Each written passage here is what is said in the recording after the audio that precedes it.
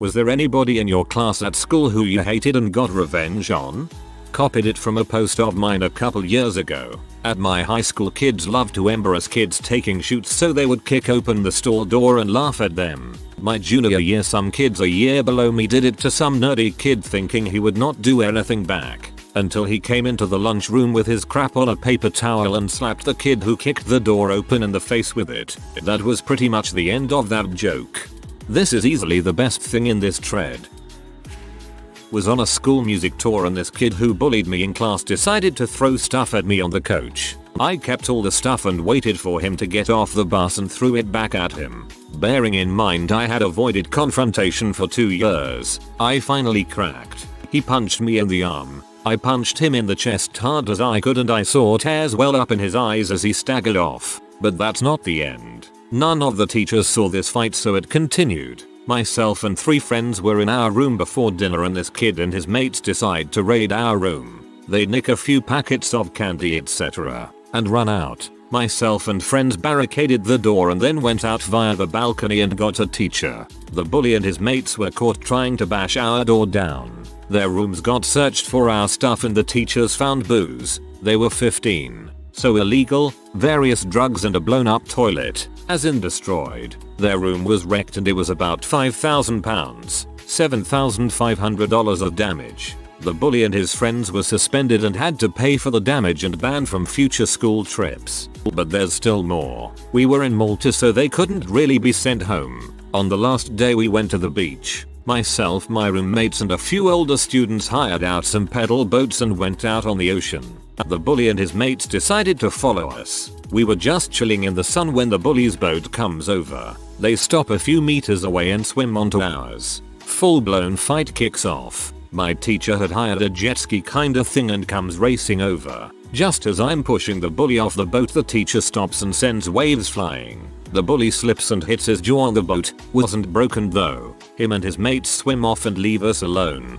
Get back to school the next day and they're in deep crap.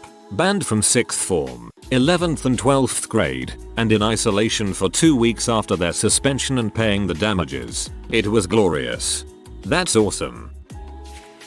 During 5th grade, a kid harassed me mainly about my weight. I usually ignored him. While we were walking up a hill to our art class, he noticed I was on my crappy phone. He took it from me and found a picture of my sister. He started saying how much he'd love to frick her. I shoved him down and grabbed my phone, then continued walking up the hill without a word. A lot of the time when he physically attacked me, I would silently push him away and a teacher would get intervened. Well, this time there wasn't a teacher. Pushing him down max P the skid off. He ran at me and I turned around, stuck my foot in the air, and pushed him backwards. By now my friends had stopped walking and were laughing their asses off while I calmly stared at this kid who had caused silent tears to be shed for a year. He stood up, reached in his pocket, and pulled out a knife. I couldn't run faster than him. I knew that. So I'd have to seriously fight this guy now. Something about realizing this and thinking of how much of a douche he was and how he had really hurt my feelings for the past year peed me off enough to literally tackle him and start punching the crap out of him. I just went to town,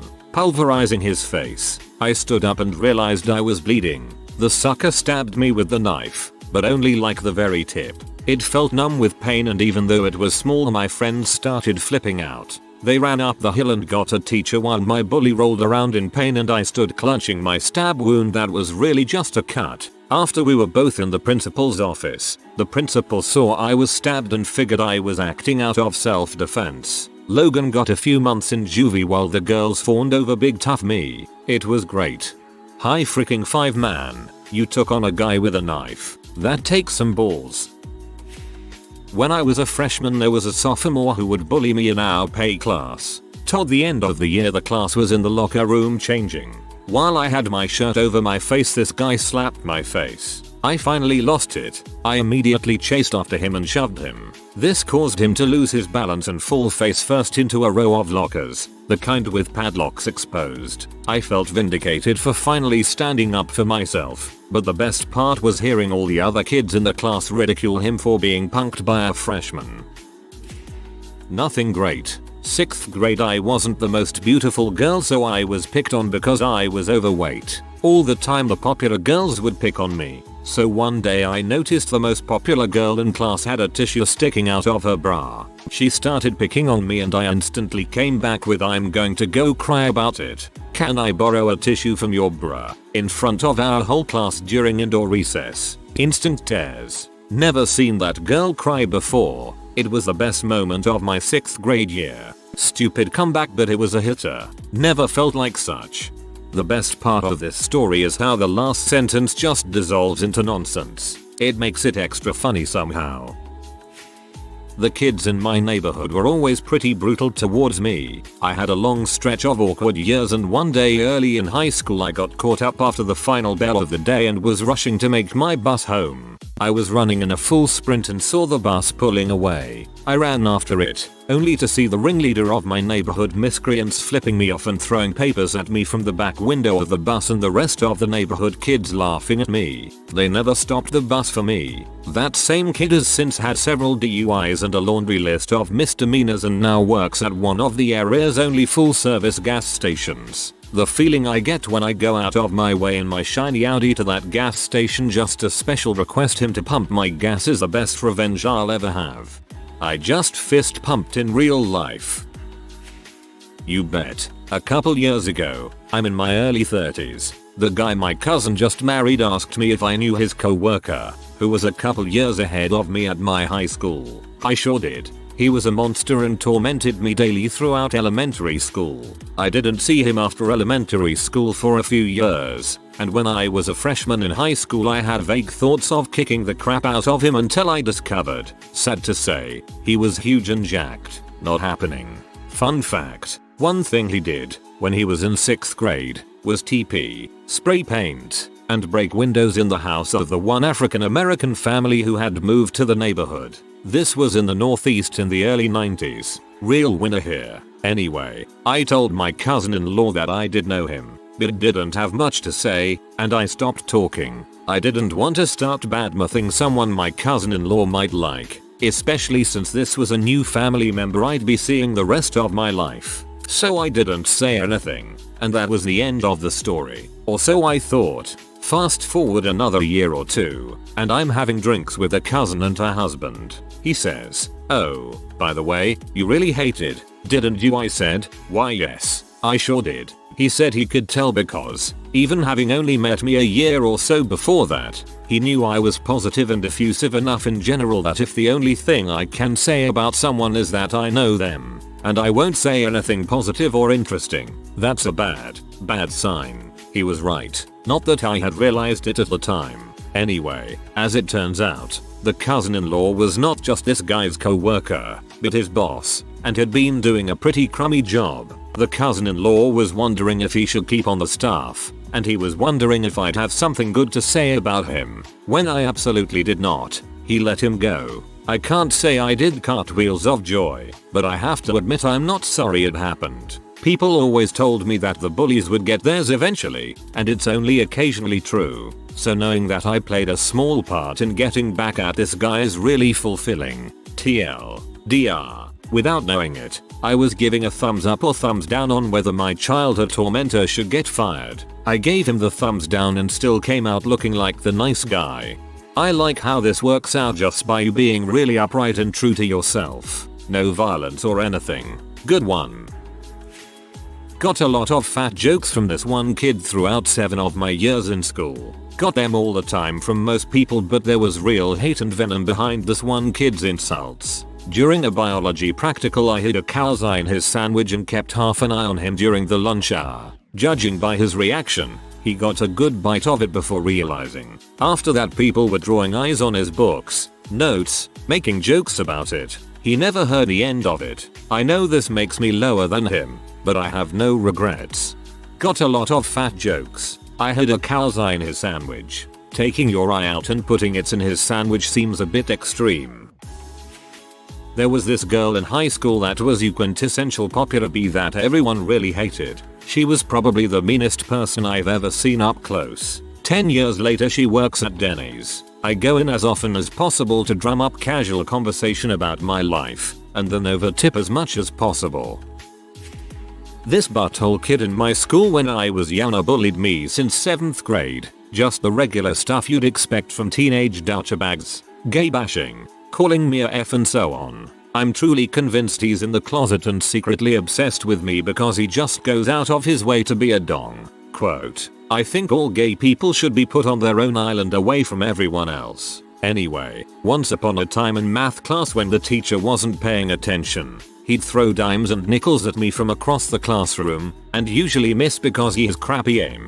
I'm not the confrontational type at all, and have barely spoken in the class, but this pee me off to no end. On a particular day, one of these dimes hit me in the back of the head. The entire class was quiet, and I just blew up. I turned around and said at the top of my lungs, in front of the teacher and all, if you throw another freaking coin at me I'm going to get up and punch you in the freaking face. Got no response, and everyone in the room was staring at me, so I continued, you're tough enough to throw it when I'm not looking, but won't admit it when I call you out. I don't know what came over me, but the best part? The teacher stared for a moment before commenting, well said, and resumed teaching. He hasn't done anything to me since. Moral of the story, stand up for yourself if anyone ever picks on you. Bullies thrive on silence and their biggest fear is being called out, and I regret not doing it sooner. My male classmate was always a dong, a practical joker, but he picked on me the most. He threw spitballs from the back of the class to me. I sat at the front, put twisted stapler bullets on my chair at every opportunity, called me names, sometimes pushed me around and usually got me humiliated in my class. So one day during class he was doing his usual spitballs. It was a good day for him, because it landed on my hair. From that moment, something within me snapped and I got up calmly from my chair. With a mechanical pencil in my hand, I stabbed him squarely at the back of his hand. He looked mortified but he took it like a champ. The lead of the pencil broke and stuck to his skin. I must have stabbed pretty deep. There was some droplets of blood from the wound. Before he could do anything the teacher came in and started class, so he couldn't excuse himself. When class ended, I saw him bolt towards the bathroom. My friend leaned over and whispered to me, you know that he likes you, right? I just sat there feeling half guilty and half victorious. Welp, he didn't disturb me much after that. Oh, and this was when we were 15. Oh, TLDR. Felt like Arnold and Helga from Hey Arnold, but with a little blood. My only tattoo is a piece of pencil lead stuck in my arm. He probably still sees it and thinks about you. You'll be with him forever. Yeah, back in kindergarten, this punk kid would tease me for having a weird name. So one day during nap time I was sitting at my desk, head down, when I saw the kid heading out to the bathroom. When I heard him returning, I casually stuck out my leg. He tripped, face planted, got up, lost a tooth and started crying. I smiled and went back to my nap. That's pretty thug for kindergarten. During my junior year, there was this B, we'll call M, in my gym class. She would single out a few people to torture with her minions, and I was one of the lucky few. She would shoot dirty looks, call people names, single them out in games like dodgeball, all that kind of stuff. One day, she decided to tell her super senior douchebag friend to single me out in floor hockey, and he, purposely, hacked sticks with me and smashed my wrist. It ended up only being sprained, but I was P nonetheless. A few weeks go by and we start playing dodgeball. I was going 1-on-3 with some senior boys and then they hit me, so I started walking off the court. Then this BM starts yelling at me, get off the freaking court, you're out B and all that stuff. And I was like, yeah, I'm fully aware of that. If you weren't such a dumbass you would notice that's exactly what I'm doing. And then she proceeds to call me a B and stuff. And I know that was a bitchy comment, but all my rage throughout the year was pent up and I was about to release it. I walked over to her and said, okay, what the heck is your problem? I've done nothing to you, so I really don't understand why you're acting like this towards me. Then she just starts laughing with her little B friends, and I start walking away. She then says, yeah, you better walk away. Rage ensues. I did a 180 and punched her square in the temple, knocking her to the ground. This is the first time I have ever gotten into a physical altercation with anyone, and I'm not an easily angered person. So of course, everyone was surprised, and the teacher didn't even notice until her friend was like, "Naz just punched him in the face." What the frick, they got a security guard to take me to the discipline office, and he was like, "Okay, we're gonna go to the nurse first." And I was like, why? I punched her. He was all surprised that I didn't hurt my hand or anything, and that I actually knew how to throw a punch, and gave me a high five. Throughout the next few days, I had people I barely talked to coming up to me and giving me hugs and high fives, telling me how they've wanted to punch her in the face for so long and were glad someone actually did it. TLDR. Punched a bee in the face, became school hero. Got bullied in secondary school. Eventually I had enough and pushed him down a flight of stairs and then walked into class like nothing happened. I was picked on continuously by, I guess, what most would call a bully. 10 years later he apologized for being such a douche and I accepted the apology and moved on with my life. I sure showed him. When I was in 4th grade, this annoying 3rd grader kept messing with me. He would run up behind me and try to knock me down all the time.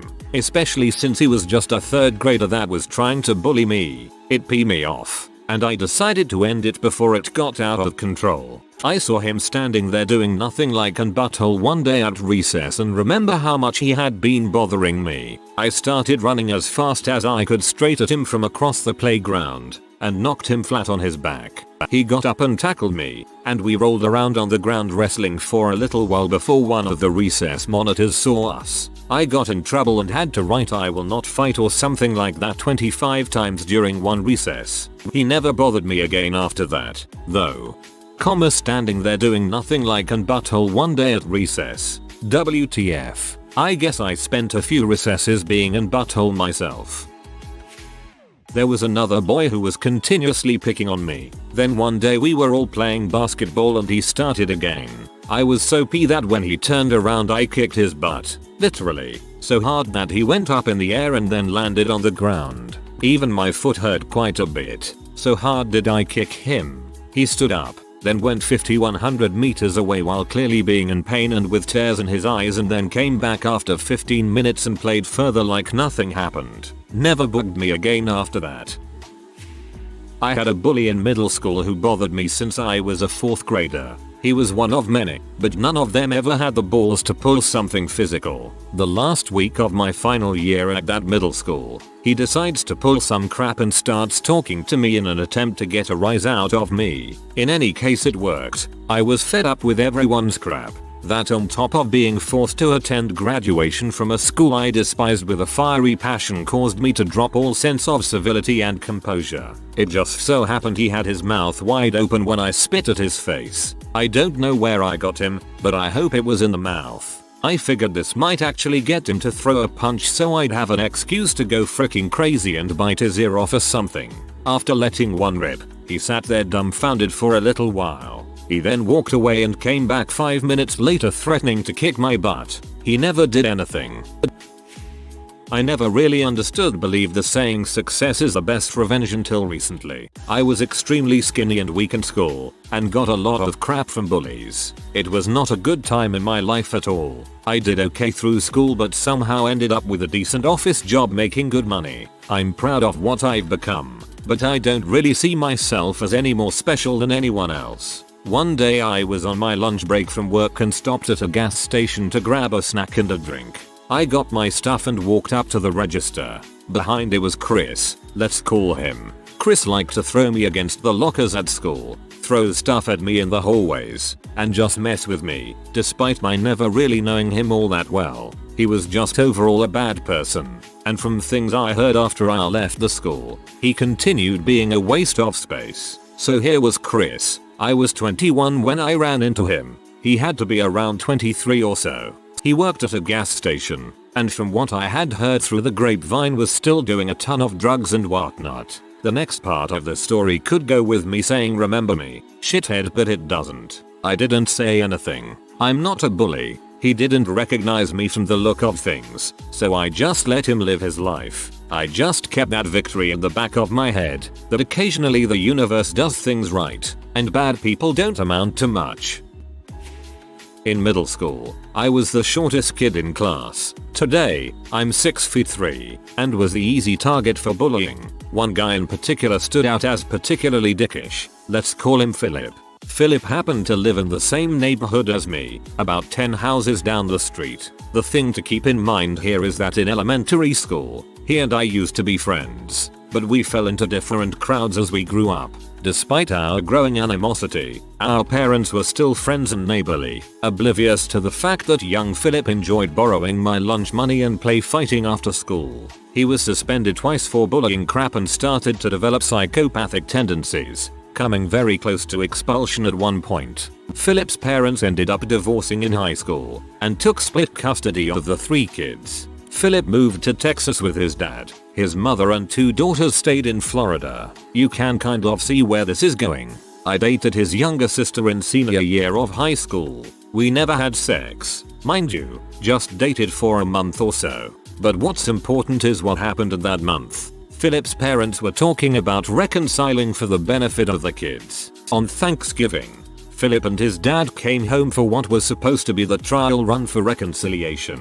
Everyone was to be on their best behavior, all smiles, etc etc. I was invited to the dinner, and Philip had no clue I would be there. When he walked in and saw me, he instantly turned red and was visibly filled with rage. He went into a frenzy right there, demanding I leave his house. He came up to me and shoved me. When his sister informed him we were dating, he lost it. He punched me in the jaw and started screaming he was going to kill me. He grabbed a carving knife from the table and it was evident he intended to stab me. Everything was stopped by 2 words. Get out. His mom said that in an icy cold whisper that still chills me. Silence. In a seething voice, she told Philip and his father that they were to never set foot in her house again. Then she looked at Philip and said, "You are the reason why our lives are crap. You are the reason why our marriage has been ruined. And you are the reason why I will never let you back into my life." No words were said after that. They left, and I never saw Philip again.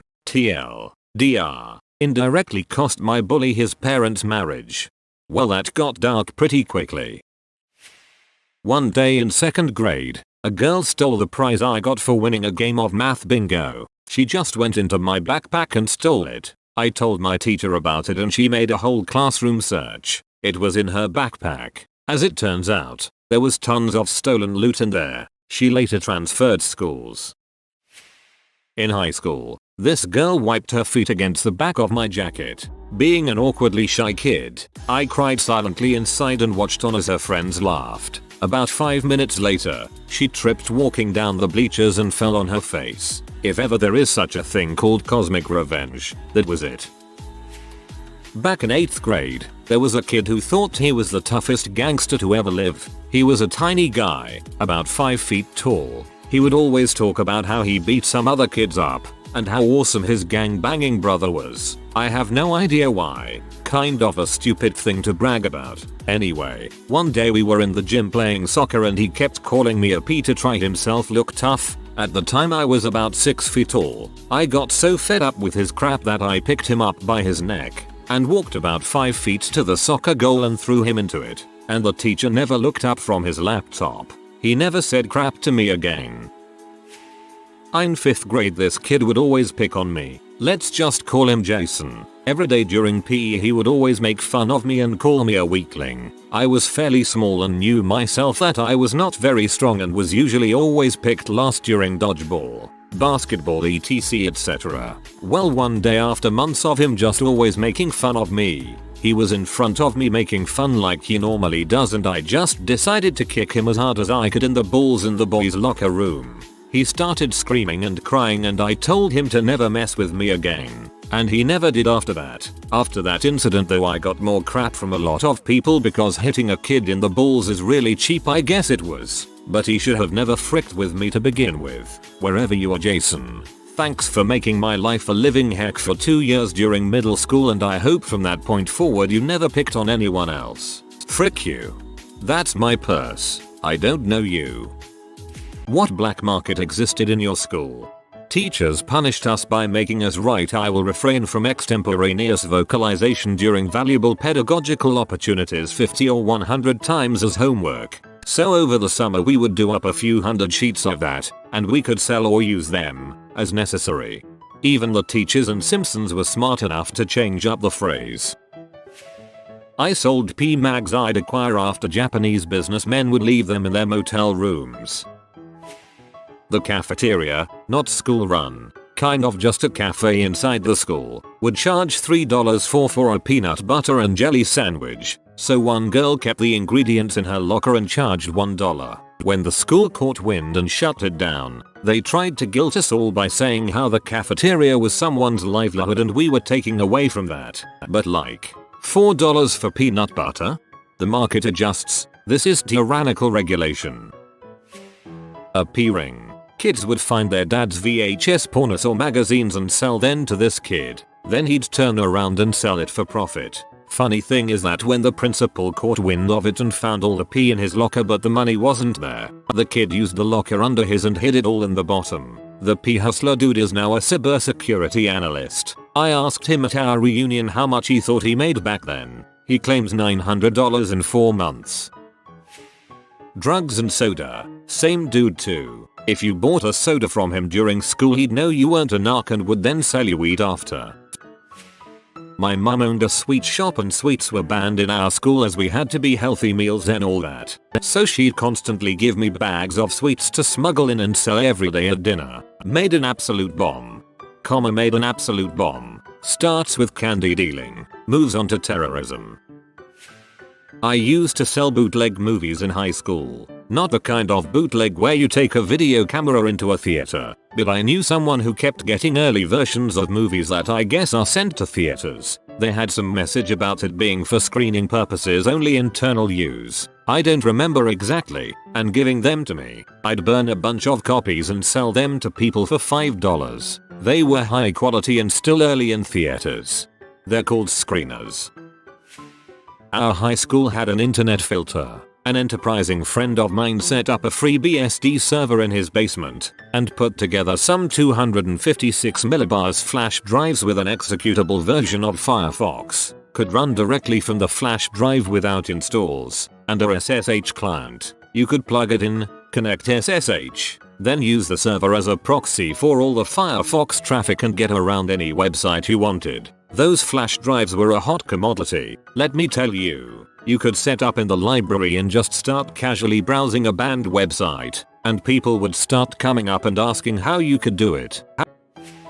Iodized salt and simple black pepper in the lunchroom. I'm not kidding. This was around 2004, USA. Our cafeteria coordinator was trying to do everything healthy and by government rules, so no added salt. Bogus, but whatever. But she also took the pepper too. Kids in my school didn't really pack lunches, as most of us got reduced lunch. I was P, as they just boiled canned veggies and gave them to you in a bowl with the juice, and wasn't going to stand for it. I was also a huge butthole in high school, so I made a plan. I bought salt and pepper shakers and put them in a zippy bag to carry in my backpack. I broke them out at lunch every day, and shared with about 70 kids. We made it through for about 3 months. And then they finally caught on who had them. I got silent lunch detention in a separate room for a week, and I made sure I put my salt and pepper out on my table every day. But then, when I came back to the normal lunchroom, like 30 people had salt and pepper shakers.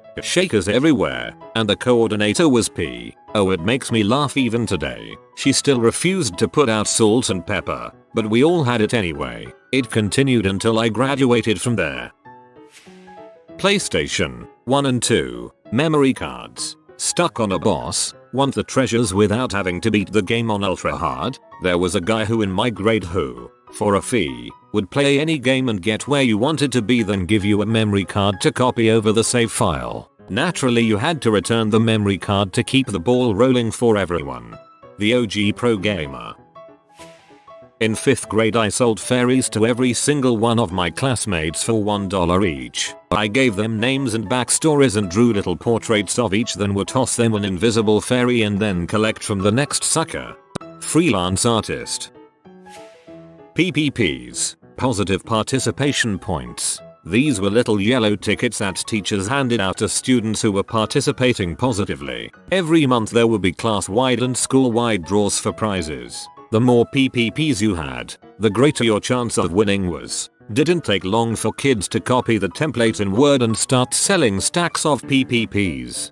This feels like it's straight out of Diary of a Wimpy Kid. I forget which book, but when the teachers used to give out points for being nice and people would just use the photocopy room to print out stacks of them. Jansport book bag strings. I was in school when Jansport backpacks became popular, at least in NYC they were, and one of the things everyone loved were the strings on the zippers. It became a huge problem where students were stealing strings off of others and either hoarding them or selling them. The solution became using a lighter to partially melt your strings together so they couldn't be untied without breaking them. Leaving your book bag unattended anywhere was the equivalent of leaving your car parked in the wrong neighborhood in 70s NYC. Just remembered I ran a short-lived market selling scientific calculators back in high school as well. I actually found where the school stored theirs and was stealing them little by little. I'm not proud of it, but my morals were very loosey-goosey back then. That is the most specific weird thing ever. Money is money, I guess. I studied in a boarding school, and we had a black market for acorns. Yes, acorns. Kids would collect the acorns from the ground, paint and shape them so that they spin like Beyblades. The other kids would buy them to compete in the acorn battle, which is similar to Beyblade. That's freaking rad though, and this will be my gig when the AI revolution resets us to rural low-tech lifestyles.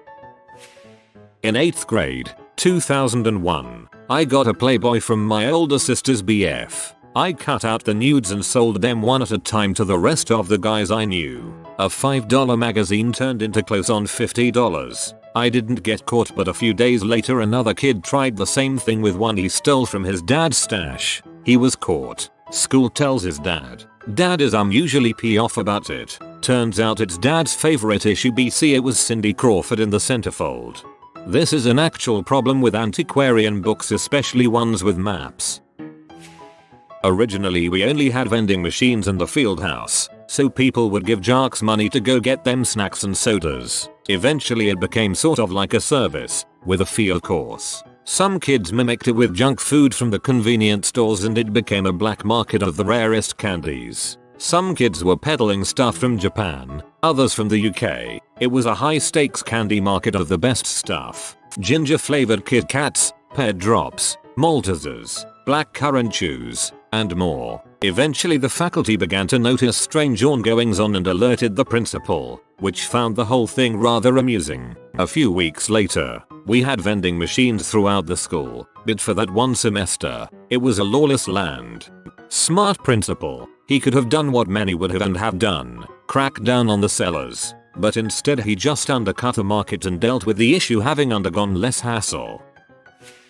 Slime in middle school. The school banned selling slime so people would sell in the hallways or under the table during class. Oh man, I was our high school black market. My sophomore year I believe, the school took all unhealthy snacks and drinks out of the vending machines. Candy, soda. So I stepped up and filled the gap until I graduated. I started carrying around a backpack full to the brim with various full-size candy bars and sodas, all of which I would sell for $1. The sodas were the real moneymaker. I could get a 12-pack for $3 and make 300% profit. On a good day I would generally make around $10, and usually at the very least $3 or $4. The school did give me warnings a few times when they did locker checks and found several boxes of soda and candy bars, but I just claimed they were for me, and nothing came of it. As a senior gift for my ski team, the underclassmen gave me a creepy trench coat from which to peddle my wares. It was great. The year after I left, another kid on the ski team stepped up and started offering the same service. I've been told. Makes me happy to have left something of a legacy. I did this too. Except just the pops, no candy bars. I used to buy 24 packs of pop for about $7 and sold them for $1 each. I usually had to restock 2-3 times a week, cause we had around 1200 kids at that school. Made frickin' bank, it was nice. Our school banned scented gel pens. For some reason, we ran that crap like a prohibition era speakeasy for about 3 months. Anything banned becomes an instant commodity. For some reason kids in my school decided that SX wax, surfboard wax, was cool to chew on. The school banned it. Suddenly everyone was buying and selling SX wax. This was in Colorado, very far from any surf. The 80s were a weird time. In high school, a kid on the wrestling team had parents who constantly went out of town on business. So he drained their swimming pool and would host fight nights with the fights in the pool. It was called Beat That Butt. He facilitated betting and made himself more money than a high school kid should have. He tried to recruit anyone in the school who looked like they could hold their own in a fight. Eventually bands started playing at them and he started burning CDs of each event's music. They were printed and numbered so each one looked like the Now That's What I Call Music CDs. But instead of Now they said BTA. Source was in a band that was asked to play. We declined. He didn't empty and refill the pool for each event. He emptied it once and it stayed empty. But his parents wouldn't have noticed nor cared either way. It might have been called Whoop That Butt. I dunno. It's been a while. I don't know about black market, but we had two places you could be during recess, the gym or the playground. During the winter the go-to was the gym. Underneath the bleachers in the gym we legitimately had a Pokemon Yu-Gi-Oh gambling ring in which kids would put up their lunch money. I later found out from one of the kids who ran this little exchange that it was actually heavily rigged. Shocker. Bubble gum and chewing gum. It was in middle school. Huge supply for chewing gum. Down the road there was a little cafe that sold those 5 packs of gum for 10 cents. I walked in with a $5 bill and bought as many as I wanted. I sold each stick at 25 cents each and 50 cents for Big Red. I made a huge profit. People started getting jealous and I got into a few fights over the amount of gum I was selling. Finally, the school caught on and told the store not to sell gum to students anymore. And thus my days as a gum dealer ended. Only on Reddit can you find someone as a gum dealer. Not really black market, but I hope that counts. When I was in middle school Beyblade was hyped. I was into it too and found out that there are way newer ones in Japan but not here. Looked further and found fakes that looked almost like the real ones but way cheaper. You know where this is getting. Bought some for me to create interest in them. Showed them the fake boxes all in Japanese so they thought it's real and bought a bunch of them. I made something between 400-500 euros in half a year. Was trying to think of a let it rip joke about how you rip those kids off, but I give up. Well, in college I happened to know all the people that could get me every drug imaginable. Like, forget that we also had chemical engineering students, one of which got caught making high quality M to pay his student loans. Breaking Bad spiritual sequel confirmed. Context: I went to an international school where everyone is rich as frick. So one day in first grade I brought some candy to school and this rich white kid offered me €1 for a 10-cent sweet. This kept on happening for a week. At that point I started buying more candy and bringing it to school. I was filling my pencil case with candy and hiding the money I got from kids in a special rack that I made in my bag with a knife. I carried this on for 2 years until one time my mom was cleaning my bag so the cut and put her hand in and to her surprise there was approx 1,000 euros. My parents beat me so hard I have never tried selling anything ever again. I was one of the first kids in my high school to have a scanner. This was back in the middle 90s and people just didn't really have them. My family did. Student parking passes were $150 each. I bought one and then scanned it and made duplicates that I would sell for $75 each. They looked okay but the school never really checked them that good. They just wanted to see the little thing hanging from your rearview mirror and that it was the right color. The teachers had a different colored one. I stopped doing it after more people had parking passes than there were spaces in the lot. Some people made a lot of money in middle school from selling slime. There was also the obvious vape sellers, but slime interests me more. Kids paid $0.45 for lunch but teachers paid $1.25. Seniors got paper trays and were allowed to eat anywhere on campus. Teachers would pay kids $1 and get lunch delivered. We had these sherbet straws called pixie sticks, chewing gum, and any trading card. We also had this gambling game that involved getting your coin as close to the wall as possible. Liar's poker with the serial number on dollar bills. I would literally trade bills with my dad till I found one with a grip of aces. Took him 3 months to get curious. Took him 20 minutes to calm down after learning of my gambling with him like that. Took 2 minutes to let him know I had a net positive of around $80. He then proceeded to slip me bills with good number sets. My bus driver in elementary school used to sell Jolly Rancher lollipops on the bus. He wouldn't sell them until we were off school property. The story was he spent time in prison. We called him Slaughter. He had a deep scar that went down the right side of his face. This sounds like a story from the book The Candy Store.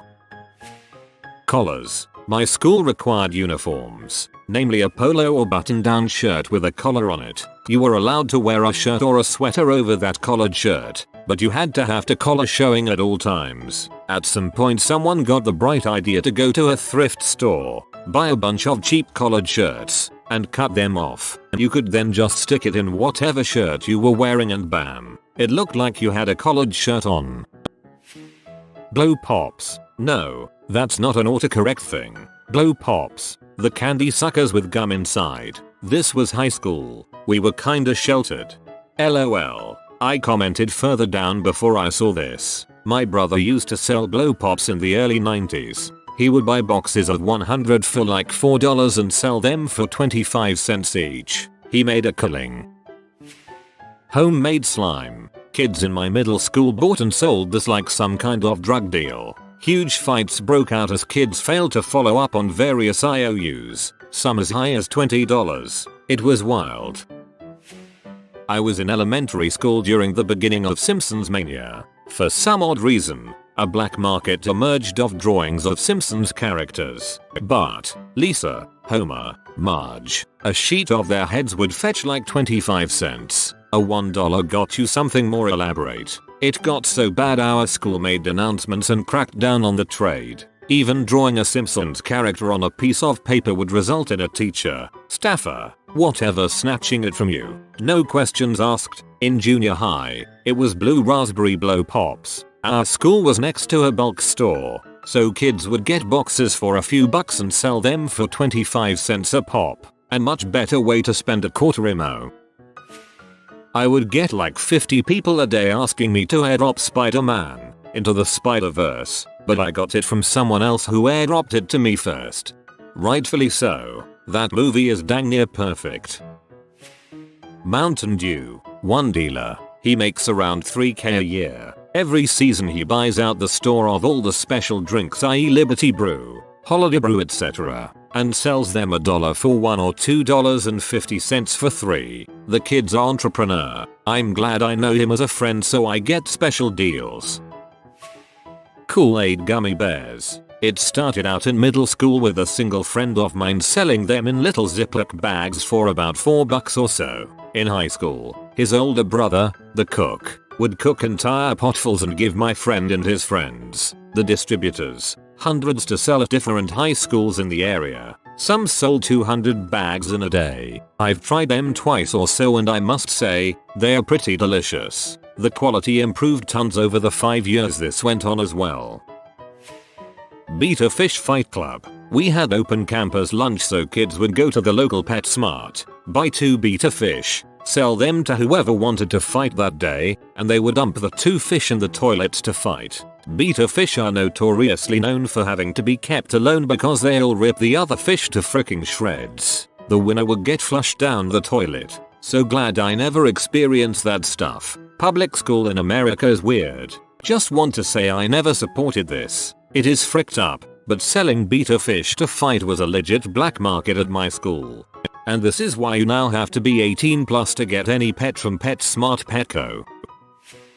Smelly pencils. I crap you not. I had it for a fundraiser in high school for our band trip. Walked into the middle school for an hour every day for 2 weeks. My band instructor had to reorder by Wednesday of the first week. I funded about 4 people alone thanks to middle school kids lining up to buy 5-10 at a time.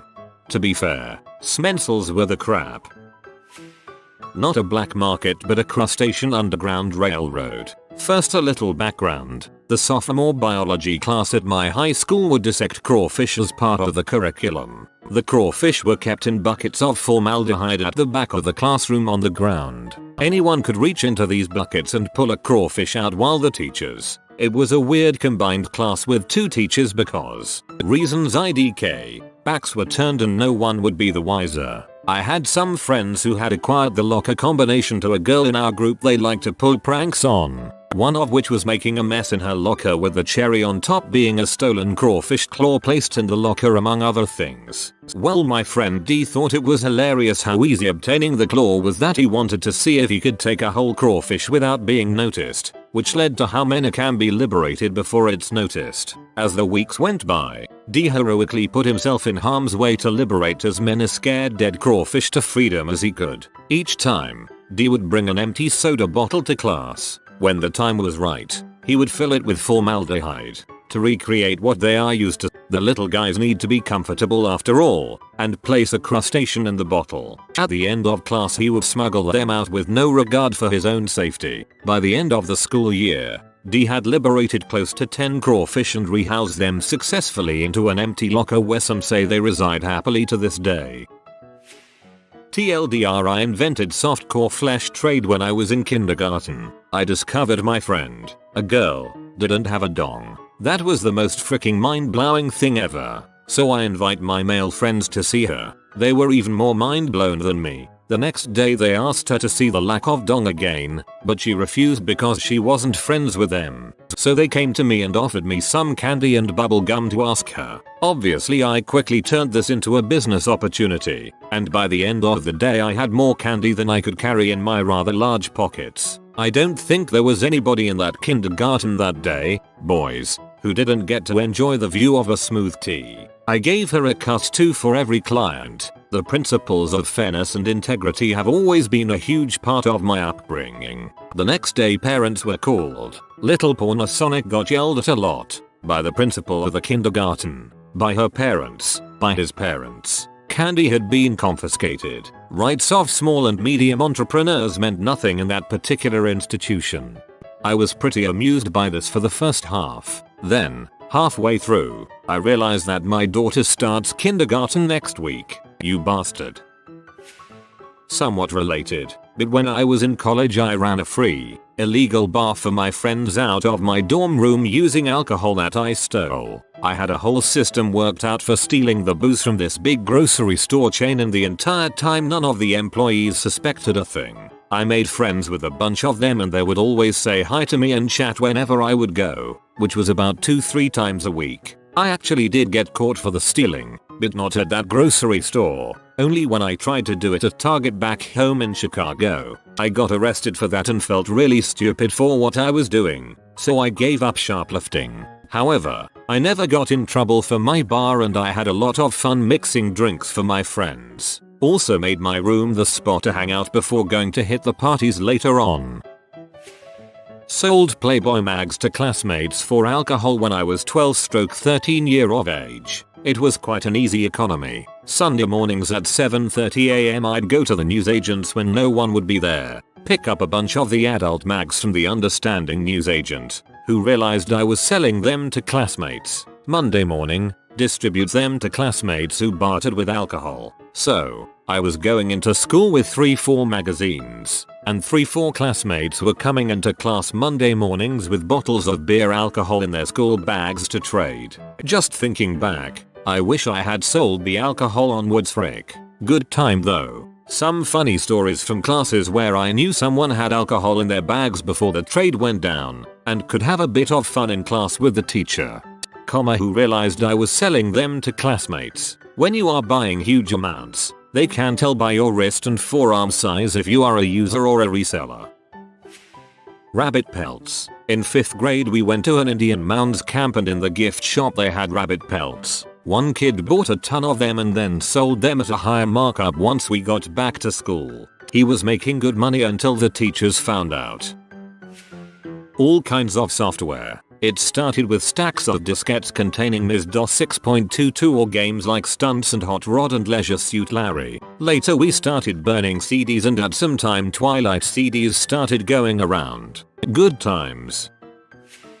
My friend sold spring rolls. His family was Vietnamese, and they were awesome. He started in grade 9, but by grade 10 had to start taking actual orders during the week and sell any leftovers every Thursday. He did this weekly and was killing it. Much like other comments, selling food at my HS wasn't permitted as we had a cafeteria. My friend was called down to the office by the principal during his math class. We thought it was because he was in trouble, but the principal actually just placed a big order for an event or something. He got away with it. After we graduated he became a chef and I got a job dishwashing at the same restaurant. I asked how much he made. He wouldn't tell me how much he profited himself, but he donated $4,000 to charity.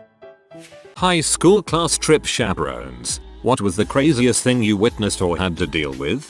When I was in high school, two girls got into a fight on a field trip inside the US House of Representatives in DC. Capitol Police had to escort them out, but didn't make us leave. Girls, you can't fight in here. This is the war room. Not craziest, but how about dumbest? I took a group of middle and high schoolers on a week-long trip about 15 years ago.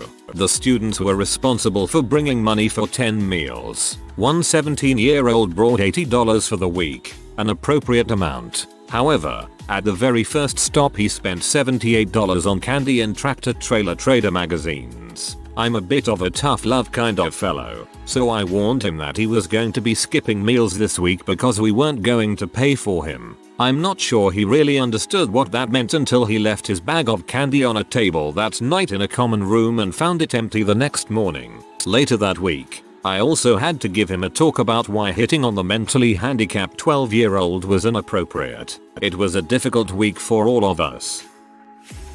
Had a terrible chaperone on our school's 8th grade trip to Washington, D.C. 15 years ago. We were at what I believe was the CIA or FBI headquarters for a tour and my entire group was let in except for me. They were at capacity. Chaperone didn't even check to make sure everyone got past the metal detectors and kept walking past the hallway. Nobody seemed to give a crap that I was an out-of-state school kid and my entire group was inside. Not even security. This was pre-cell phones being a huge thing. Ended up linking up with another group that couldn't get in, down the road, and went to the mall. When I met up with my group later on, the chaperone seemed unfazed by losing a kid.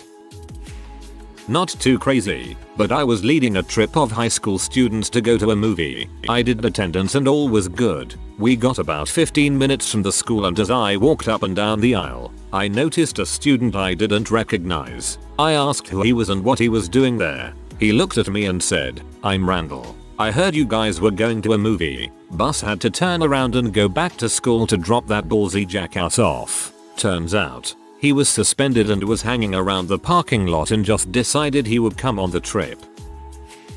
I chaperoned a group of 4th graders on an overnight trip. Around midnight, one of the girls calls my room to tell me one of her roommates was locked in the bathroom crying.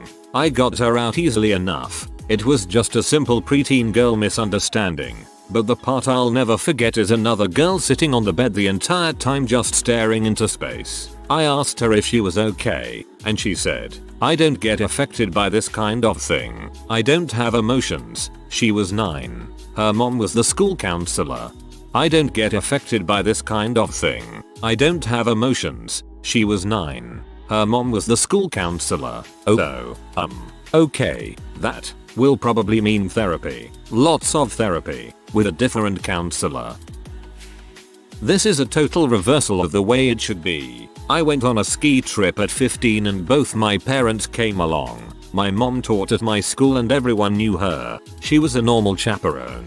My dad is an oversized kid and had never chaperoned before, but they needed men and he likes to ski. My dad proceeded to prank everyone to ridiculous levels, including putting wet clothes outside so they dried frozen and coating the shower head in Vaseline so everyone had nasty greasy hair. The worst was twofold and torturous. He put icy hot on the toilet seat and little ketchup packets right under the lip. A female chaperone was the victim and got ketchup all over her pants and, I imagine, an unusual burning sensation on her thighs and butt. Pranks were explicitly outlawed at that point. Dad was sent to the corner. Dad sounds like a character Jim Carrey would get casted for. This was from my roommate during college. His marine biology class went to SeaWorld in Tampa for a few days every spring semester, and most of the juniors and seniors that didn't really have scholastic ambition, the ones not taking physics, AP, chemistry, anatomy, etc., would always sign up for this class to be able to go on the trip. On one of the last nights of the trip, the class was staying at a camp that had barrack-style accommodations with a large room with bunk beds. The girls had one, and the guys had a different one, but separating them were the bathrooms that were accessible to boys and girls. They would send the boys in first and the girls in second, or vice versa. Long story short, my buddy snuck into the showers with a girl to do what teenagers do, and ended up getting caught in the shower with the girl. The teacher immediately pulls him out and calls his parents' house. No answer. So she demands to get his dad's cell phone number and promptly calls his dad. His dad answers and she immediately tells him what she caught his son doing. His dad acts like he didn't hear or understand her and asks her to repeat it. It turns out, his dad heard her very clearly, but he was also sitting around the campfire on a hunting trip with his friends. So he asked her to repeat it so he could put her on speaker and his friends could hear what his son was caught doing. It may have been his proudest moment of his son. My buddy never got in trouble for it by his parents and his dad never even told his mom. The teacher immediately pulls him out. Hot. My wife chaperoned a group of high schoolers on a trip to Europe, including a few days on a Mediterranean cruise ship. They all went aboard, found their rooms, and unpacked. My wife wandered around for a bit and 40 minutes after boarding found a bar on the upper deck.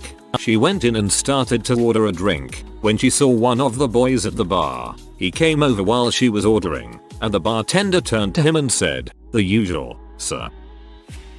When I was in high school I went on a class trip to Mexico where we lost a freshman. He was missing for an entire day and nobody knew where he was. He eventually showed up completely fine, but he refused to tell anyone where he'd gone. 5 years later at a class reunion dinner he finally told the story of where he'd been that day. He was so desperate for weed that he jumped on the back of a stranger's ATV and rode 25 miles out of the city to this guy's dealer. At the dealer's house he befriended another man and 2 women and ended up spending the entire day getting blazed on a hill with them. He hooked up with one of the women he'd been smoking with and then got a ride from her back into town. When he finished telling this story, we were all speechless. The teacher who led the trip had his face in his hands for 5 minutes. Another guy got a tattoo from an incredibly sketchy tattoo parlor in Mexico City. We were not kind to our chaperones. When I was in HS, we played baseball in a tournament at Myrtle Beach. The hotel we stayed in came with a small kitchen area that included a small stove. After we finished playing one day we came back to the hotel to find out the room I was staying in and one next to it had burnt down. The guy I was rooming with and I had gotten a pizza the night before and set the empty box on top of the stove. As we left someone's bag bumped the dial for a burner and it turned that stove on. All of our rooms were next to each other so they were empty and no one noticed until the fire was rolling pretty good. My mom chaperoned one of school trips once. I asked her a question about leaving and said, "Hey mom, when are we leaving?" One of the kids that used to bully me said, "That's your mom," and in turn my mother replied that a boy had long hair and looked pretty girly. Pretty much shut him up for the rest of the trip cause everyone laughed at him, which in turn he left me alone from then on. Thanks mom. Your mom is a freaking savage. I took a group of high schoolers to FL for a fine arts competition. We went to the beach on the last day, and one of them disappeared towards the end. He showed up 30 minutes later, showered and ready to leave the beach, because he had knocked on the door of one of the beach houses and asked to use their shower. We had a very long talk after that. A talk about how he's clean as a mother and rest of you are salty and sandy. He wins. Took a trip with my ROTC group to Norfolk VAR. They walked us through a training session for submarine pilots. I guess that's the correct term. Anyway, we were allowed to ask questions and one guy asked how fast a sub can go. They replied that's classified. I was the idiot who said the speedometer goes to X. Seems like that's pretty close since they're training and all. Dead silence. Nearly 3 hours of debriefings, along with going through the film in my camera. This was 1994. Later my Master Chief and I got to join the rest of our group. And don't ask what the speed or depth was on the gauges. After all that I did my best to forget, and succeeded. While the specific info is classified, if you look up submarines or ships on Wikipedia, there is usually an underestimate on how fast or deep they can go. Our high school band trips always had something crazy going on. Orlando saw the airline go bankrupt a week before the trip, so we took buses non-stop all the way down. Chicago saw us get to a high school that had a student dress up as the KKK. There was security everywhere. This was at the same time the Rodney King riots were going on. Ottawa saw a kid run away. We found out later it was because his parents were highly religious and they wouldn't let him do anything. Vermont had one kid on a dare kiss a girl and she reacted badly. He got a verbal beatdown from his dad. I've also heard of kids being sent back home at the parents' expense. My personal favorite was 2 girls at Disney and they steal a couple of items. Of course security is right on them and they are sent home pronto. Who the heck steals at Disney? I was a chaperone for a high school ski trip to Canada. I was doing it before I had a job good enough to pay to go by myself. Few stories that you might enjoy since these kids have no idea how to handle alcohol or their horniness. Trip 1. One of the kids started acting really funny about 20 minutes into a 14-hour bus ride. He puked all over himself and it reeked. I told the kids they have to deal with it as I had the whole front section of the bus. Trip 2.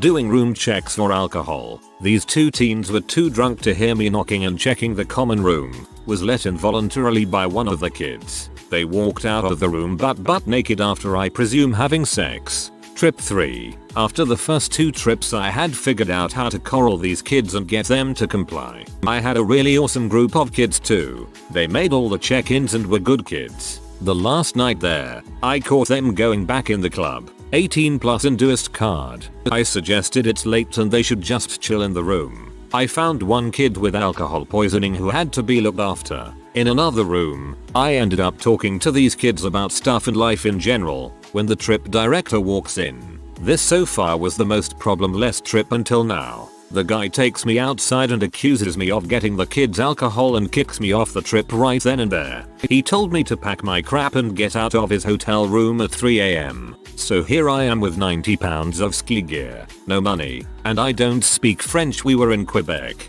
I ended up befriending some awesome Canadians who work the night shift at the resort. They drove me to a bus station where I took a Greyhound back. Frick that guy. Oh wow, I can't even imagine how angry I would have been in that situation. You are probably a bigger person than me because I feel like I would have resorted to violence and I am typically a passive person. I know one, but it's probably not what you were expecting. I went on a school trip to Paris in 9th grade. On one of the days we had a bus trip that would take all night, so all the kids were sleeping during the night. I came to learn later that one of the teachers had to pull an all-nighter because he noticed the young bus driver was ready to fall asleep at the wheel, so he stayed up all night talking to him to make sure nothing bad happened. He said it was pretty close a couple of times. On the way back, we took a small bathroom break at a gas station. During the night, the teachers on the other bus, there were 2 buses, miscounted the number of students and forgot one of the kids in the gas station in a foreign country. They pretty much made the biggest mistake of their lives. BTW, the kid got a ride from a truck driver home, so that ended well somehow. It was a fun trip. The kid must have known the rules of the road free ride for a BJ. Not a class trip, but a band trip. Sort of my local music school to Hungary to a large music event called the Helican Festival in Keszthely. So every 2 years this festival is held, and a bunch of Dutch kids are invited from the town where I live, Hengelo. I usually tag along because I speak both languages and can therefore act as a translator.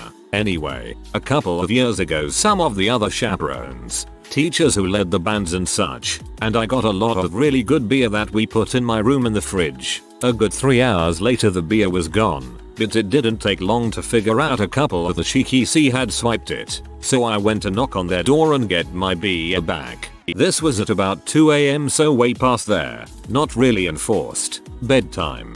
I clearly heard laughter and partying going on from their room, so I knocked on their door and moved to open it. Unfortunately, their door was locked. I started banging loudly, yelling in my most threatening voice to open this goddamn door right now. One of the kids clearly yelled, "Oh crap, it's AV Dutch," and it went super quiet. About a minute later, the door was opened by a kid in his boxers and a t-shirt, rubbing the sleep out of his eyes. He said, "Yeah, what's up? We're sleeping," in the most convincing "I just got up" voice he had. Of course, when I moved into the room and turned on the lights, there were a dozen or so of them drinking our beer, fully clothed. I didn't get them in trouble, but I made them pay for my beer.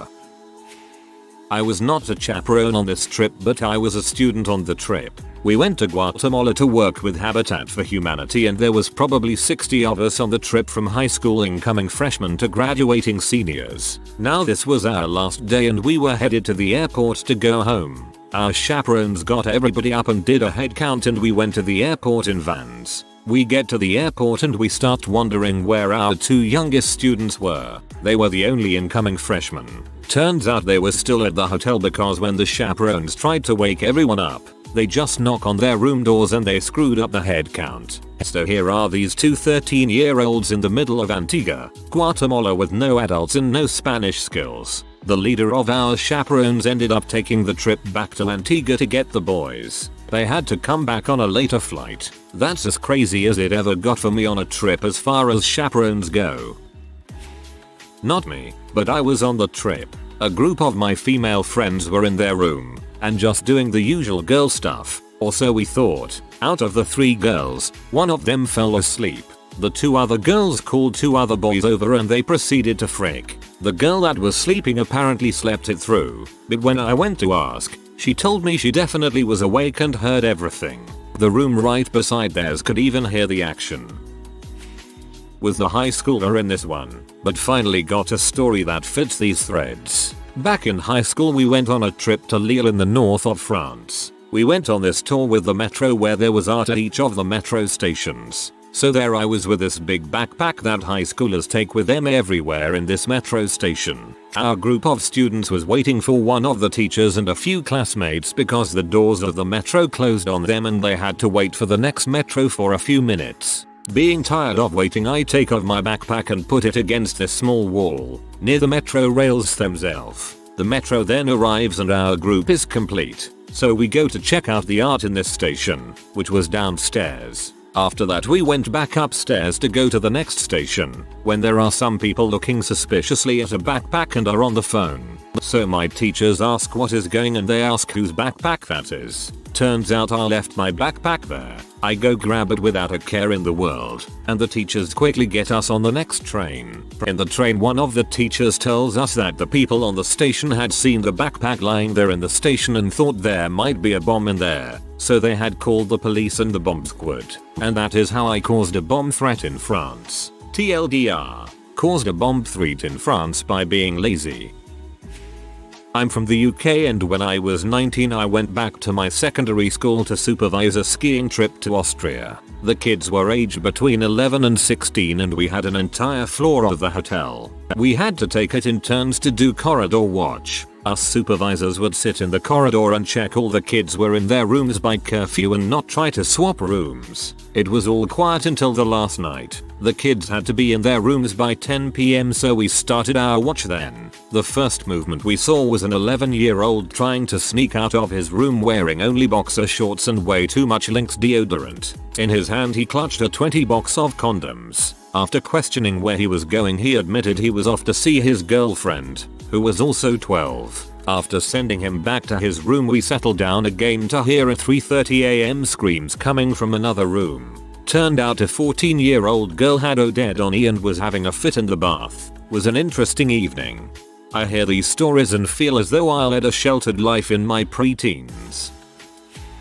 Ran across a pair of my students making out in the museum at Mount Vernon. She quickly pulled down her shirt. He extracted his hands. I pretended not to have noticed. It was awkward. 16-year-olds. And the ump calls out at second. I was the oldest student just about to graduate high school on an art trip. The art teacher had a very young son that took most of her time. Our first cheap lodging was hunting cabin that were in very bad shape. The carpet was samples of irregular shapes and colors glued down to the floor. The beds were nasty. There were rat traps. Along with us were 3 boy-hungry freshman girls, while one had gotten in some trouble and was trying to get back in her parents' good graces. The other had a lot of rumors about them. They were also very stupid. At the first motel when they saw the rat traps, a boy said that if they saw a rat to just stab it with an icicle. Sure enough, they saw a rat, and when we came to check on the noise we found them standing in the bathtub with icicles in their hands. So for the last night we switched hotels. The girls spotted some college-age guys on the way in. They managed to find them and the guys started a party. The one girl who had gotten in trouble came and got me. There was one guy drunk by himself and the other 2 in bed with the other girls. There was a case of beer, some wine coolers, a bottle of whiskey and a bong in the room. I informed them that I really don't care, but I'd rather not have to deal with this. There is a chaperone next door. These girls are 15 and you are breaking enough laws to put yourselves in prison for a few years. You might just want to get out now while they had a chance. As much as I love the mental image of an icicle, you might want to know that the word you want is icicle.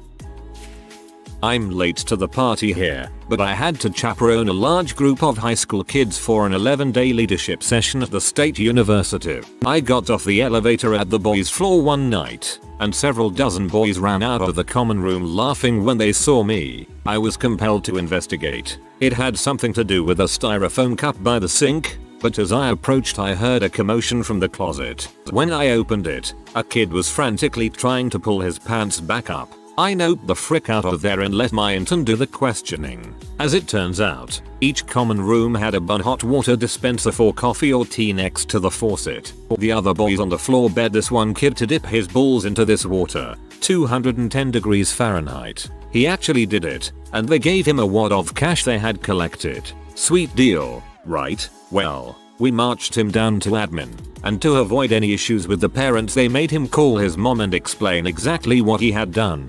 His horrified mother insisted that we take him to the hospital immediately and give all the money back. TLDR. Kid hard-boiled his huevos for nothing but an overnight trip to the ER just to have a couple doctors poke at his meat sack. I'm no masochist, but $20 is $20. Wasn't a chaperone, but during a high school trip to Mexico, a female student was hit by a bus at full speed and basically eviscerated in front of everyone. Everyone came back from that trip looking shell-shocked. Well, not everyone. Oh boy, do I have a story. It was from an Irish friend who went on a school trip with his year 9s once, age 13/14. I can't for the life of me remember where they had gone, but what happened on the first night was chaos. By the time the kids had unpacked, the teachers were in the staff quarters absolutely smashed, and the chaperones were planning on going into town and visiting the pubs. By the time this was coordinated, all these 13-year-olds were all dolled up and hit the town as well, and somehow ended up blind drunk. The chaperones were also on the way to being drunk when my friend received a call from an obviously drunk 13-year-old girl saying they needed help because the girl had passed out. When they got to her, she was barely conscious, and it was only about 9 p.m. They dragged her back to the place they were staying and got her in the lift. It was at this point she shat herself, but no one noticed until she lost her balance and slipped, landing on her ass and thusly shooting the shite out her tiny little shorts and all over everything. They had to drag her into a shower and have her friends clean her up. She looked very unwell the next day, and it took ages to clear her shite from the carpet. TLDR. Percano. I was the student in this situation. Haven't chaperoned enough trips to get good stories yet. I was a senior and my high school band went to the UK for a week as part of a tour to our sister town in Wales. My on-off girlfriend was in the band too, now my wife, but we were currently off. The whole trip we hooked up like crazy. She'd blow me or we had sex everywhere we went, in bathrooms, hotel rooms, the ferry we took on the Irish Sea. I was seasick so she was helping me, the bus, with people around, even a castle. It was awesome. One chaperone walked in on us the first day to give my some allergy meds and saw that we were coming out of the bathroom of my hotel room, having just done it so our friends could peek in. but as we had finished up there was no evidence of anything going on. We were told girls weren't allowed in boys' rooms with the door closed, it was cracked. TLDR. Band trip to UK. Did it everywhere we could, and even some we couldn't. Added 3 countries to my list of locations. Went on a field trip one time to DC. On the way there some kid pulled and opened the side emergency door of the school bus while in motion. The chaperones freaked out, but we had a teacher on the bus. She walked over and closed the door while on the highway. I peeked into 9th grade. On our trip to the state capital we were moved into the Supreme Court room. Everyone filed in, filling in rows. I started a new row all the way up at the Chief Justice's chair. No one seemed to care much until I decided to put my feet up on the bench or whatever it is called and tipped over backwards in the middle of whatever the tour guide was babbling about. Also 9th grade. But in the state science fair at the university. I bought a mini basketball and skipped out to the arena down the hill. 2-on-2 in the middle of Bud Walton Arena the year after the University of Arkansas won the national championship. People talked about that for years. I was never this cool again. I broke an overhead bin once on an 8-hour flight from London, Toronto. That's my high-low light. Long-time elementary school teachers. Which of your former students surprised you the most by their adult life outcomes or personality? I had a severe speech impediment in elementary school to the point where teachers would foist me off in the reading room for kids with learning impairments and difficulty reading to get extra assistance during class, despite the fact that I was writing and reading at a very high level. The only person who vouched for me was my speech teacher. I met with her 3x a week during elementary school. She allowed me to stay in her classroom during lunch when they forced us to go to the playground and it was 5 degrees out. She gave me work to do over the summer so I could get to a point where I could actually say my name properly, which had been my only goal. She encouraged me to tell my 5th grade teacher that I was reading at a higher level than he suspected, and, buoyed by her confidence in me, I did it and was moved to the highest reading group. I just told my parents this story earlier this year and they were so angry I had been ashamed to share, but grateful I had an adult vouching for me. I ended up graduating speech in 5th grade after years of working with her and she was so proud. She had changed my life and given me the gift of speech. She believed in me when other teaching professionals simply heard me talk and assumed that it was easiest to assume I was a slow learner. I am now the communications director for a government official in my country. I messaged her on Facebook when I first got my job to tell her that I wouldn't be where I am without her. She remembered me, of course, she said. I wouldn't let her forget me, and she couldn't be more proud. She is one of my biggest online cheerleaders and I couldn't be more grateful for her work. I quite literally would not be where I am without her. That is so touching and inspiring. Thanks. I had a student that used to get into fights and was extremely aggressive and violent towards others. On the last day of 5th grade his last words to me and his class were "frick you." Many years later he came back to the school I'd been teaching at and looked for me so he could give me a big hug and apologize. In his words, "I was garbage when I was here. Thank you for putting up with me and I'm sorry." I cried like a baby. I was so proud of him. You know, teaching can sometimes be a thankless job and a lot of the things I'm really proud about are usually only shared between me and my students. They don't give out a lot of medals to teachers, you know. Anyway, thanks for your time and attention. Overwhelmed by how many people got to share one of the best moments of my career with me in this friggin' post. The student whose social skills were non-existent and whose academics were equally as troubling as in college taking nuclear physics. I swear he was easily like 3 grades behind when I knew him in primary junior grades. Canada. I started in elementary school. One of my first students I had when she was in 3rd grade. Her father was abusive when she was younger and mom left him and was raising her on her own, but her mom was also heavily involved in gangs. She was very behind compared to the rest of the kids, but she was always very helpful to the other children, me, and the staff. I had a soft spot for her and she ended up being one of my favorites. Teachers will often say they don't have favorites, but that's a lie. A couple years later I was moved to 5th grade and I had her again. She was struggling a lot by this time, but still, I never gave up on her, and she never gave up either. Later, when she was in 8th grade, I was moved to middle school, and once again, I had her again. By this time her mom's lifestyle had had an influence. She always wore red, threw up gang signs, and used to get into a lot of fights at school. One thing that was different was she had caught up academically with the rest of her peers, and actually even surpassed many of them.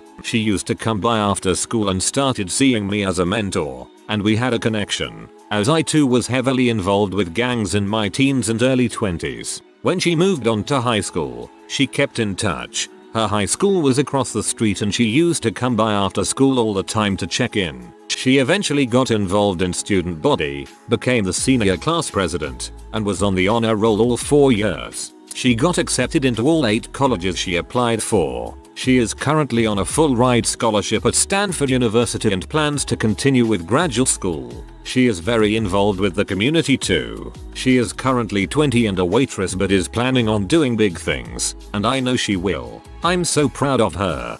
Ro, amazing job. You made a huge impact on her life. The world needs more teachers like you.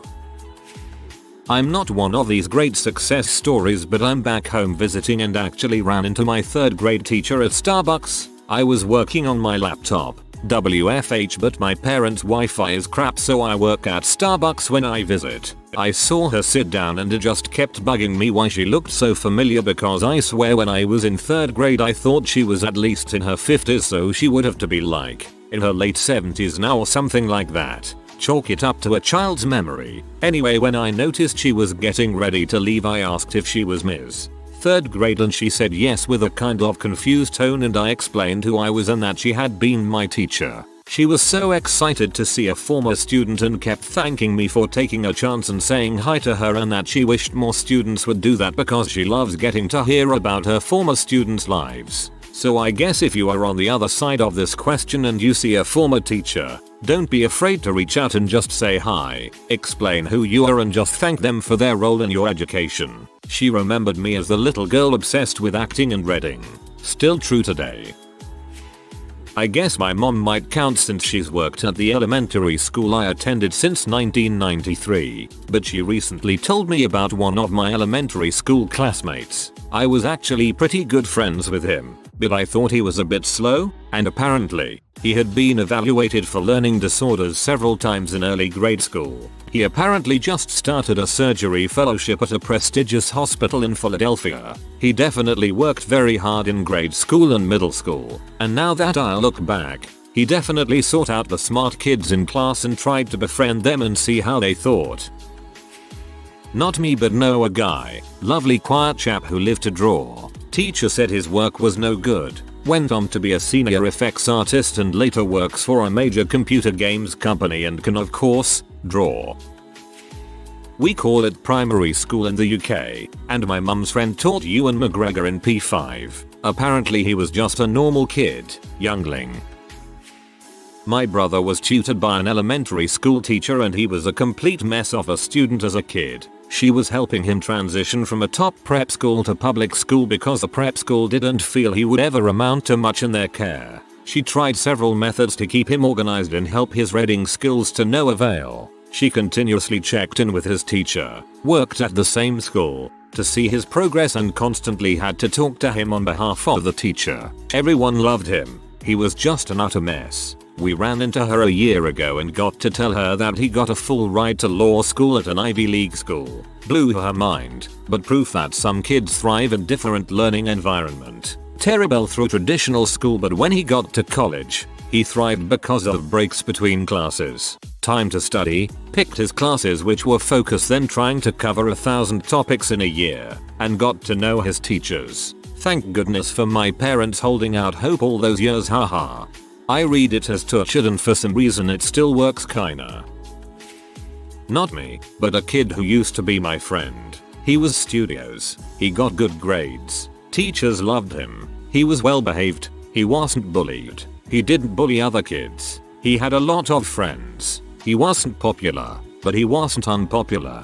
He was definitely more popular than me though. No one had a problem with him. Since he got good grades, his parents let him do whatever he wanted. They bought him whatever he wanted. He had the latest video games and consoles as they came out. We loved sleeping over his house because we could stay up all night, jump on the trampoline at 2 in the morning, and we didn't even have to sneak out for mischief. We could just walk out the door. Anyways, he moved in 8th grade. I was sad. A couple years back someone sends me a Facebook message of a local article.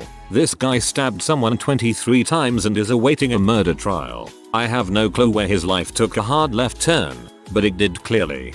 Why oh that's wild and sad. It's strange when it's someone you knew.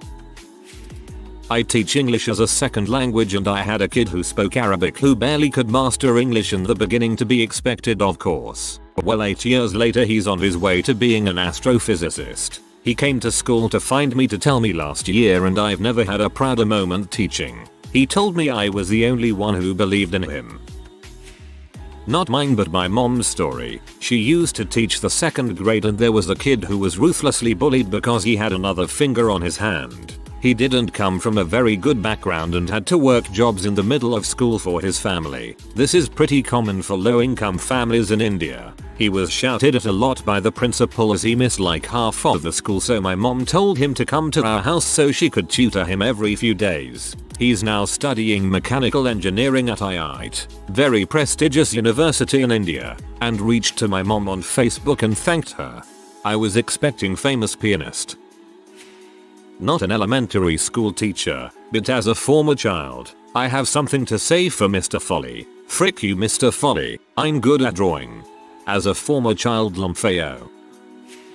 I've been on our PTA for a long time. Does that count? There was a very skinny quiet kid who was super smart. The other kids picked on him quite a lot but he never stood up for himself. I always thought he would work for NASA or something as he was so smart. I saw his LinkedIn a few months ago and he is now a prison officer at a maximum security prison. Half the smart kids from high school are doing great and the other half are the host at Applebee's and it's so confusing. I had to be tutored for reading during elementary school. The same teacher came to my house after school a few times a week to help me. Years later, my mom ran into her and she asked how I was doing. She was so incredibly happy and shocked to hear I was an English major applying to library science graduate programs. Reading all these people who didn't do so well as a student but very successful now just makes me feel like crap because I was a pretty good student academically and turns out not very bright after I graduate. Same here. I was top of all of my classes and always getting told that I had loads of potential. Then I left school and had a massive psychiatric breakdown. And now I have done literally nothing with my life. Not a teacher, but my best friend in high school was the most picked on kid in a high school of 4,000 students. He definitely wasn't much of an academic and seemed destined for barely getting through life. He's now worked his way up in fast food, has franchised a couple Dairy Queens, and worked for Homeland Security in between. Till Homeland Security's connections in Dairy Queen. Not me but my soon-to-be mother-in-law. We were out shopping together for a gift for my fiance. We ran into a former student of hers. She was working at a makeup counter of the department store we were shopping at. They talked for a little bit and I thought it was sweet that this girl still remembered her elementary school teacher. After we walked away, my soon-to-be mother-in-law told me that girl working at the makeup counter was her best student ever and she graduated high school as the valedictorian. The valedictorian of my graduating class had a mental breakdown, ran away from college, and had everyone thinking she was dead for almost 3 months. Her family found her in Key West with literal peroxided looking hair. She is doing better now but the pressure to perform is insane for those poor people. I'm not a teacher but something along the lines happened to one of the kids I graduated with. She was top of the grade 4 academics and sportswoman of the year every single year since we were 13. She was head prefect in middle school and head girl of our high school in our matric year. Both her parents were senior management at our old middle school. She was very rich. Both her parents drove sport cars and she got an Audi SUV for her birthday. She also lived in a Poe's huge house. Last thing I heard from her is that she got accepted into one of the best universities in the country, Stellenbosch University, for veterinarian science. I mean, if anyone was going to succeed it would be her. She's now a secretary at a rundown accounting firm in Pretoria that's badly in debt. She's also been to rehab twice. I have no idea what happened to her but it just shows nothing is cast in stone. You had me Poe's huge. I had a math teacher in high school that was an absolutely evil person to any student that dared to ask questions. One day she refused to answer questions. So when I was lost I just sat back in the chair and observed rather than taking notes. She went on a tirade in front of the class about how I was a quitter and would never amount to anything. I ultimately became a teacher to correct these issues in education and a few years ago got my first assistant principal job. Guess who taught math there? Yep, the same math teacher. We obviously had issues with her, but I made a point not to hold a grudge and honestly she seemed super proud that I had been successful, apparently forgetting all of the horrible things she said to me and all of my classmates. While in her class she was surprisingly pleasant to her kids, not a great teacher but good enough to avoid trouble. Well, in 2019 I walk by her door and hear her yelling at a student in an incredibly familiar way. I put her on leave to investigate and all of the kids shared exactly what I knew. She was evil. We told her she would resign and that based on the evidence we had we were doing her a favor instead of firing her right then and there. This lady all of a sudden remembered how mean she was to me and claimed that I was retaliating for how mean she was to me in high school and refused to quit. Ultimately, I fired the teacher that made my life heck in high school, and I'm not going to lie, it was kind of nice. I was mean to my students since decades ago is probably not the best defense to being fired for being mean to students. I was voted most likely to burn a book, ended up writing one.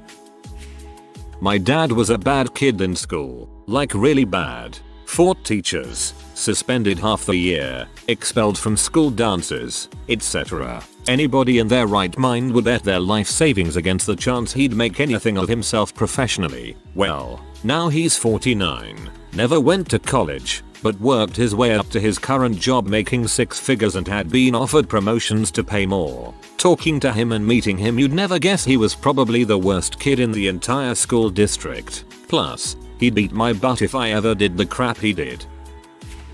I'm pretty late to this thread, but I hope at least one person gets to read this. I happen to work at an auto parts store the town over from where I grew up.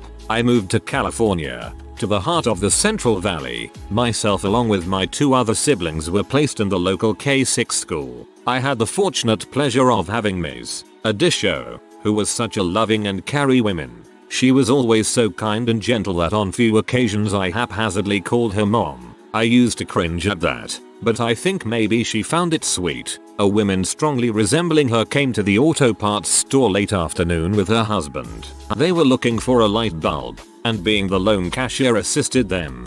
The more I spoke to her, the more I asked her questions. I could feel it. This woman, her demeanor, was so similar to my kindergarten teacher. At this auto parts store we have a rewards program, which involves your phone number to earn rewards points. Well, as typical I asked her for her number, and at my amazement Mrs. Adisho appeared on the screen. I immediately had to ask her, "Excuse me, are you Ms. Adisho, the one who taught at El Capitan?" I ask since I think I was one of your students. I am. At the moment I was 21, but even after more than a decade, she remembered me. She said am. She asked me how I'd been, what I had done with my life. I informed her that I was going to junior college and had applied to a couple UCs here in California, Berkeley, UCLA, Davis. I told her about me getting published, about my academic achievements, my want to become a doctor. She paused for a moment, and her tone changed to something somber. She said, "Thank God. I thought I had messed you kids up." Frankly, I don't blame her. I knew what she meant. The school was underfunded, understaffed, and underprivileged. She did the best she could, and perhaps felt it wasn't enough. I replied, "Not at all. I think you did a great job." We said our goodbyes soon after, and she walked slowly out the store with her husband standing by the door. She began to cry, but her crying wasn't sad. It sounded like relief, joy, and maybe happiness. Her husband hugged her, and they walked back to her car. I saw them drive away, and I wonder what kind of impression I made. I wonder why she cried. Out of joy and getting rid of the guilt, or just IDK how to say it off her chest knowing she did a good job. My mom taught all the way from elementary school to high school and always used to tell us about this one student. This guy was at the top of his class in academics, was the star in both the basketball and football team, was adored by all the teachers, and everyone was talking about all the great things he was going to achieve in life. He got into a really good school for the 11th and 12th grades, one of the best in the country. 6 months later news came about that he'd tried to commit suicide but survived with permanent damage to his spine. Our whole school was in shock because this guy was supposed to be the real deal. He was supposedly great at everything. I was in 7th grade when we all found out. I wasn't necessarily close to him, but I'd spoken to him a couple of times, and I never knew someone that tried to take their own life, so I was pretty shaken. He still visits our school sometimes and has to walk in crutches permanently. He's very open about his problems. He had a severe Adderall addiction which his parents supported, being doctors, and leaving a school that was a constant echo chamber telling him how great he was, getting into the real world, and realizing he was just one among many overachievers brought him into depression. The school he went to was a boarding school and with no access to Adderall. He was constantly on edge. He's a lot more humble now and gave a lecture in our school on academic pressure. He's now helping students as a guidance and career counselor. I feel as though I can comment on this from a few angles, but only currently from the angle of a former student. When I was a kid I was a bit of a smart butt, loved to skateboard and found my way into a ton of trouble. There were a few incidences but one that stands out was when I got caught bombing cars with eggs from the overpass. Some of my teachers understood me and that my behavior was perpetuated by a precarious home life and helicopter parents. I would act out as a form of rebellion, but there were many teachers that just thought I was a trash individual and they let me know it. Welp to the hypothetical surprise of those teachers that weren't fond of me. I'll be graduating with my master's in special education with a 4.0 in 2 weeks, and will now be the teacher watching students surprise me through the years. Can't wait.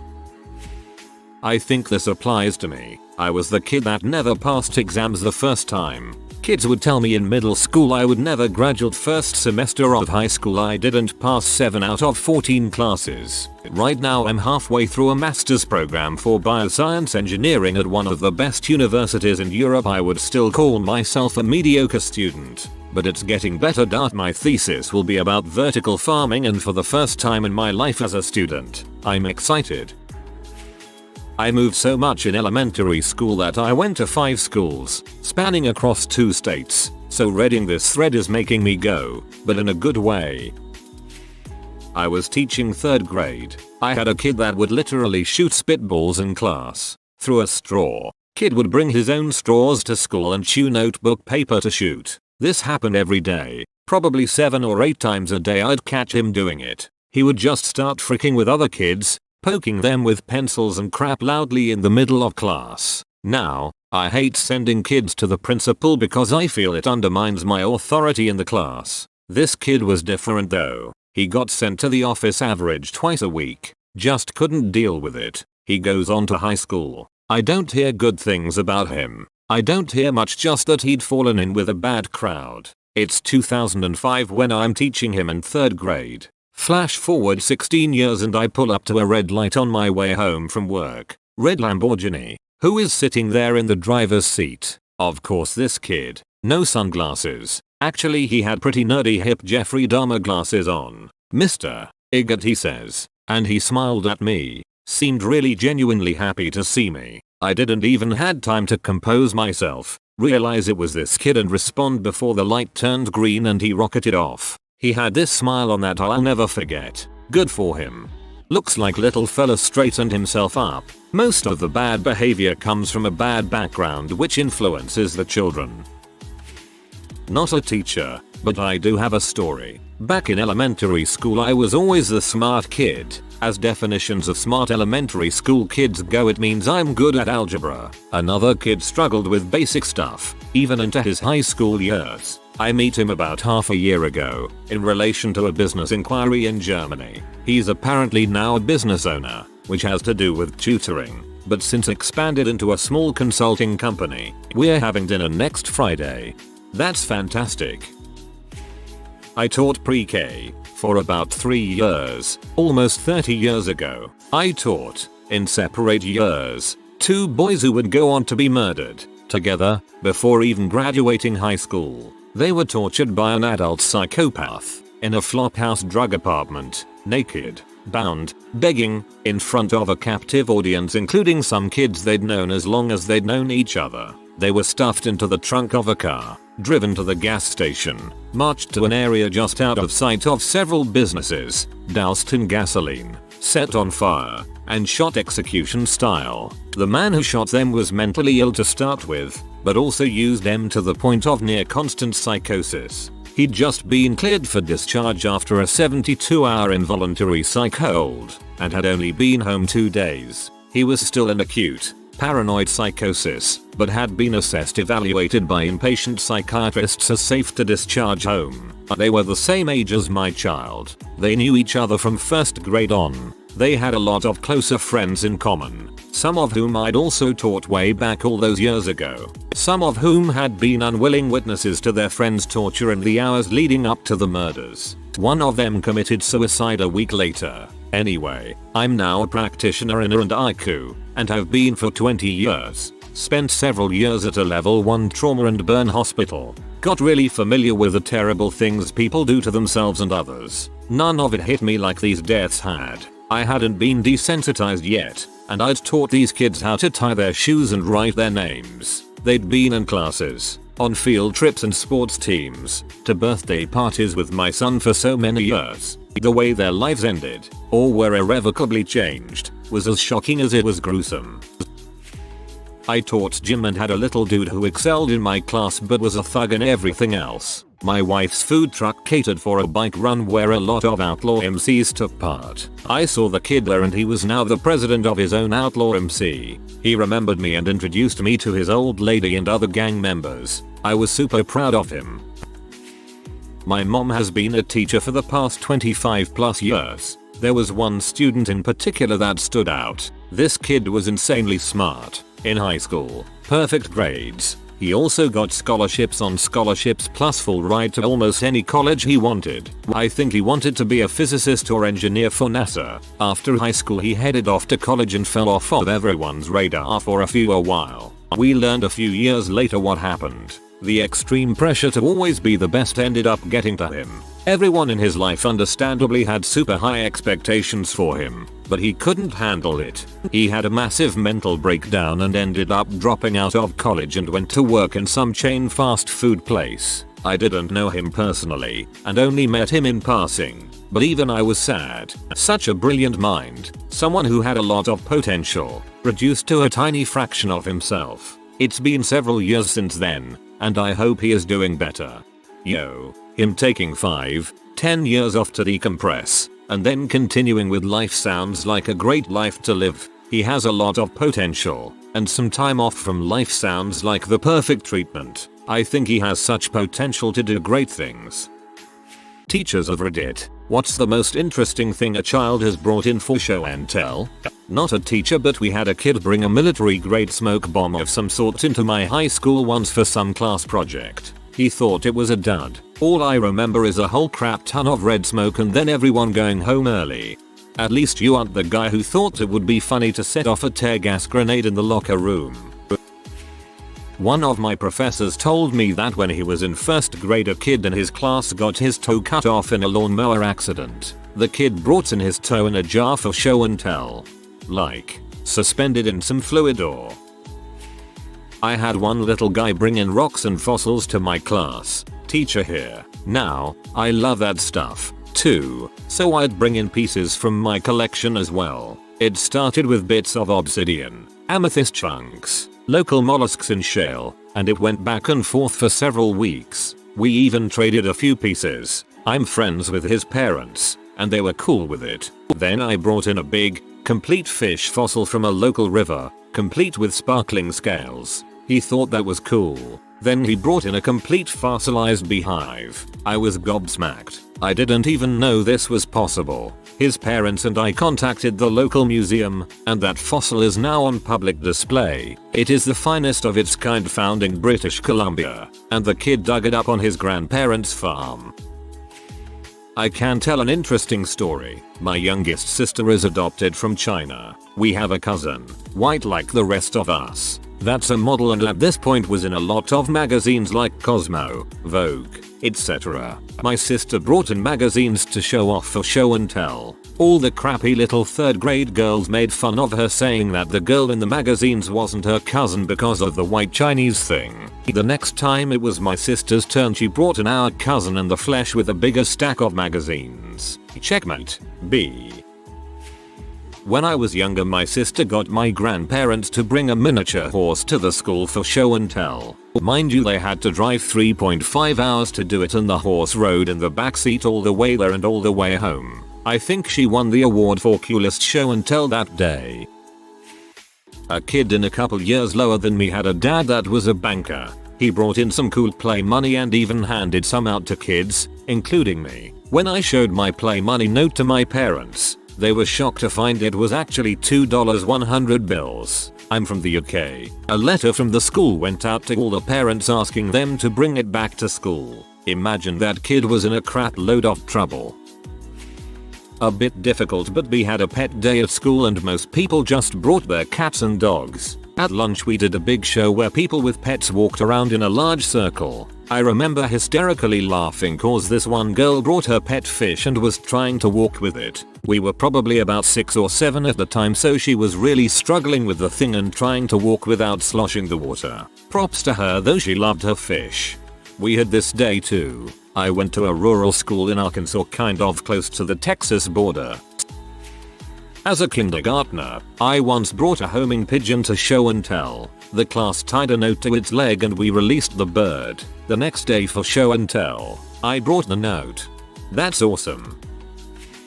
A child's trekking stick made out of a human femur. Legit. Despite the legality of using human remains being in question, and some serious side-eye from me all year during conferences, the story of how he acquired it was quite interesting. Apparently, it was a family heirloom and the kid's great-great-grandson dug it up from his backyard in rural Virginia back in the early 1800s and named it, no joke, Lemuel.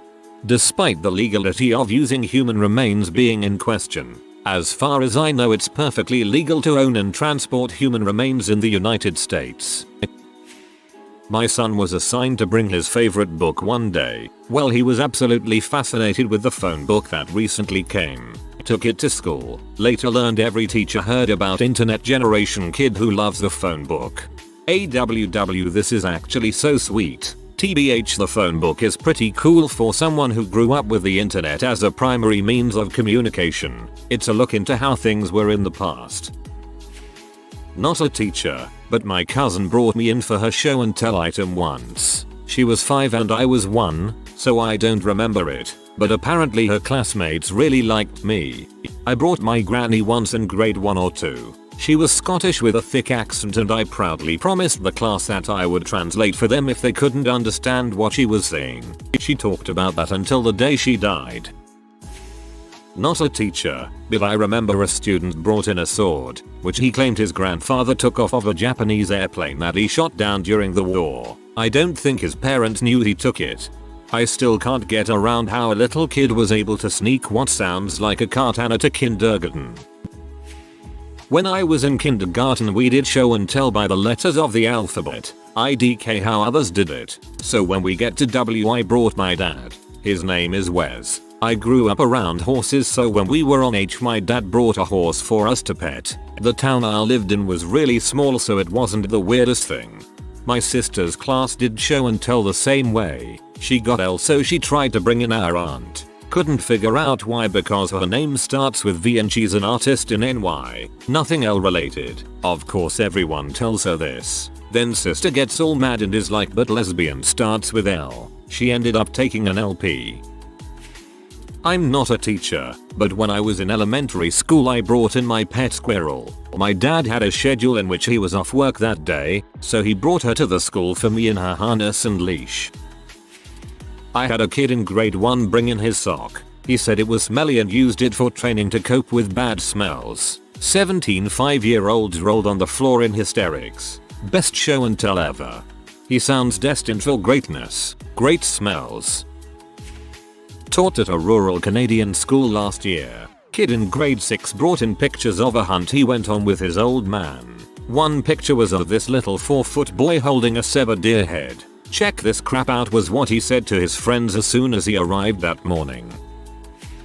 In elementary school, 1991-ish, I brought in a jar of mercury my grandfather got from working in a steel mill. The school didn't like that. My parents got it back. Oh, wow. In middle school, a kid brought a lot of mercury in and broke the jar it was in. Hazmat got called. School got evacuated. It was a fun day. My old secondary school tutor told us that when she did her training they had a show and tell day and a kid brought in a shark tooth necklace and said they were from real sharks his uncle had killed while away. He passed the necklace around and while talking one of the other kids went, "If these are from a real shark, why do they say made in China on the back?" The other kid, without missing a beat, went, "They were Chinese sharks. Duh." I wasn't the teacher in this case, but a guy brought in a slave collar from before the Civil War. This was a history class, and we were discussing the early 1800s. We had all learned about slavery, of course, but seeing a thick iron collar and chain that were meant to be placed around the neck of a human being so they could be sold as property. To this day, it's the only thing I've ever seen that just felt evil. Someone brought air in a bag from his room. He opened it and tried to get everyone to smell it. He told everyone afterwards it was just a fart and everyone just lost it. Had a student who wanted to bring in a dummy hand grenade. He was somewhere on the spectrum and was super into military history and he could not understand why he couldn't bring it into school. It had no explosives but was 100% accurate in every other way. To be fair, I had trouble understanding why he couldn't bring it in. My best friend in the 3rd grade went up and presented the teacher. He said, "This is our teacher. He's very old and likes to eat carrots." He promptly sat down with a look of triumph. I took a sword in once, wrapped up nicely and secretly. My parents had no idea and my teacher was very shocked when I swung that out. I can still remember the look on her face. I was in grade 12 bio when we had a 2-bodied pig born in the barn. 1 nose, 2 eyes, 4 ears and everything further back doubled. I brought it into class and caused quite the stir. According to my 8-year younger brother, the teacher still talks about how awesome it was to see. One of my kindergarten students brought in a legit set of Russian matryoshka dolls. Every time she opened one and there was another inside, everyone in the room lost their crap. Every time. Goddamn, most hilarious show and tell I can remember, lol. Not a teacher, but my mom is and has wonderful stories. One of my favorites is this kid that forgot to bring something to show and tell. Instead of panicking, he just pretended to hold something about a foot big in his hands and presented his invisible car. I'm talking describing the structure of the car, where he got it. It was some basic store like Walmart or something. I can't remember, and how he liked to play with it. He even took extra care to carry it back and put it carefully on his desk, moving it a bit to the side so he could access his coloring sheet. Just to have fun. My mom asked him about it a few days later and he goes, "Oh, that? Yeah, I got bored with it so I gave it away." What a neat way to wrap up his story. Kids are crazy creative. He missed an opportunity saying that he couldn't find it emo. I'm not a school teacher, but a leader for a program in a church. Stuffed animal night. Some little boy brought in a devil plush toy that said "I love you" in a creepy voice. I worked with the 3-5-year-olds. Out of the 16 there that night, 15 left crying and 1 left laughing. Stan is okay with this. When I was in elementary school, my great-grandmother brought in her husband's military medals from his time in service during World War II. She sat with the class and explained all about his service and what each medal ribbon represented. Close to 30 years later and I still remember her sitting up front talking to us. Not a teacher but a student. To preface this, my family tends to have macabre humor, even when I was young. For show and tell, one day I brought in a story. The night before, my mom and dad were in the garage building shelves with big rubber mallets. I walked into the room and asked what's all that banging, to which my dad, 10 feet away from my mom, started shaking the mallet at her and said, "Oh, I'm beating your mother." Suddenly the head of the mallet flew across the room and hit her square in the face, breaking her nose. But that's not what my class heard.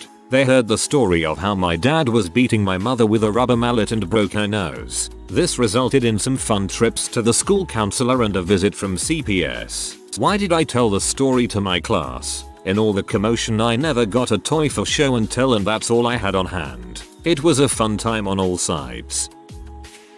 Their mother's science set, which apparently is what a child at only 7 years of life will call a pipe and other drug paraphernalia. It took social services all but 2 hours to have the child removed. Now, a few months down the line, I'm learning they have already been housed with a few foster families, but it never works out. A truly lovely but troubled child.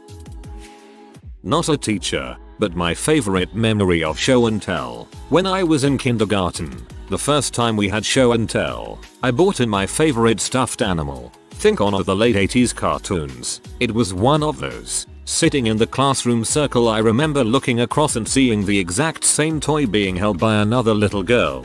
We were so excited about it. She became my best friend and still is today, all because of a crazy stuffed animal. My dad found these opium bottles from the Canadian Pacific Railroad and he took it home telling me it was over 100 years old. My 9-year-old brain took it to school and we got a call. I was the student. In grade 1 or 2 I brought a skinned rabbit face in for show and tell. My aunt from Newfoundland sent it to me in the mail cause I guess they eat rabbits. I think this was close to Easter, which was most likely the reason she sent it then. Didn't realize how creepy that would have been for my teacher.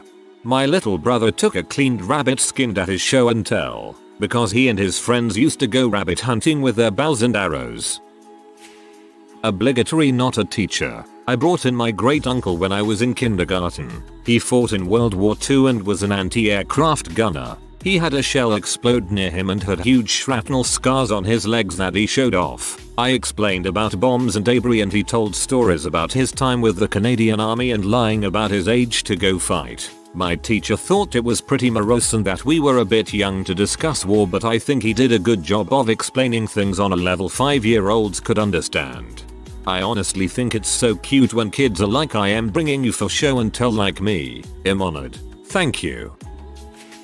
Not a teacher, but my little brother once made a rocket out of tampons glued to a stick and took it to school. The teacher called my mom and told her all about the rocket. He was in 1st grade, so the rocket was not a school threat, but it was just funny. Also, he once took a bag of grass to school and the school called and asked what his intentions were. He told the teacher that he likes dealing with the weeds with dad. In all reality, he liked helping dad garden and liked mowing the yard with his toy mower next to dad.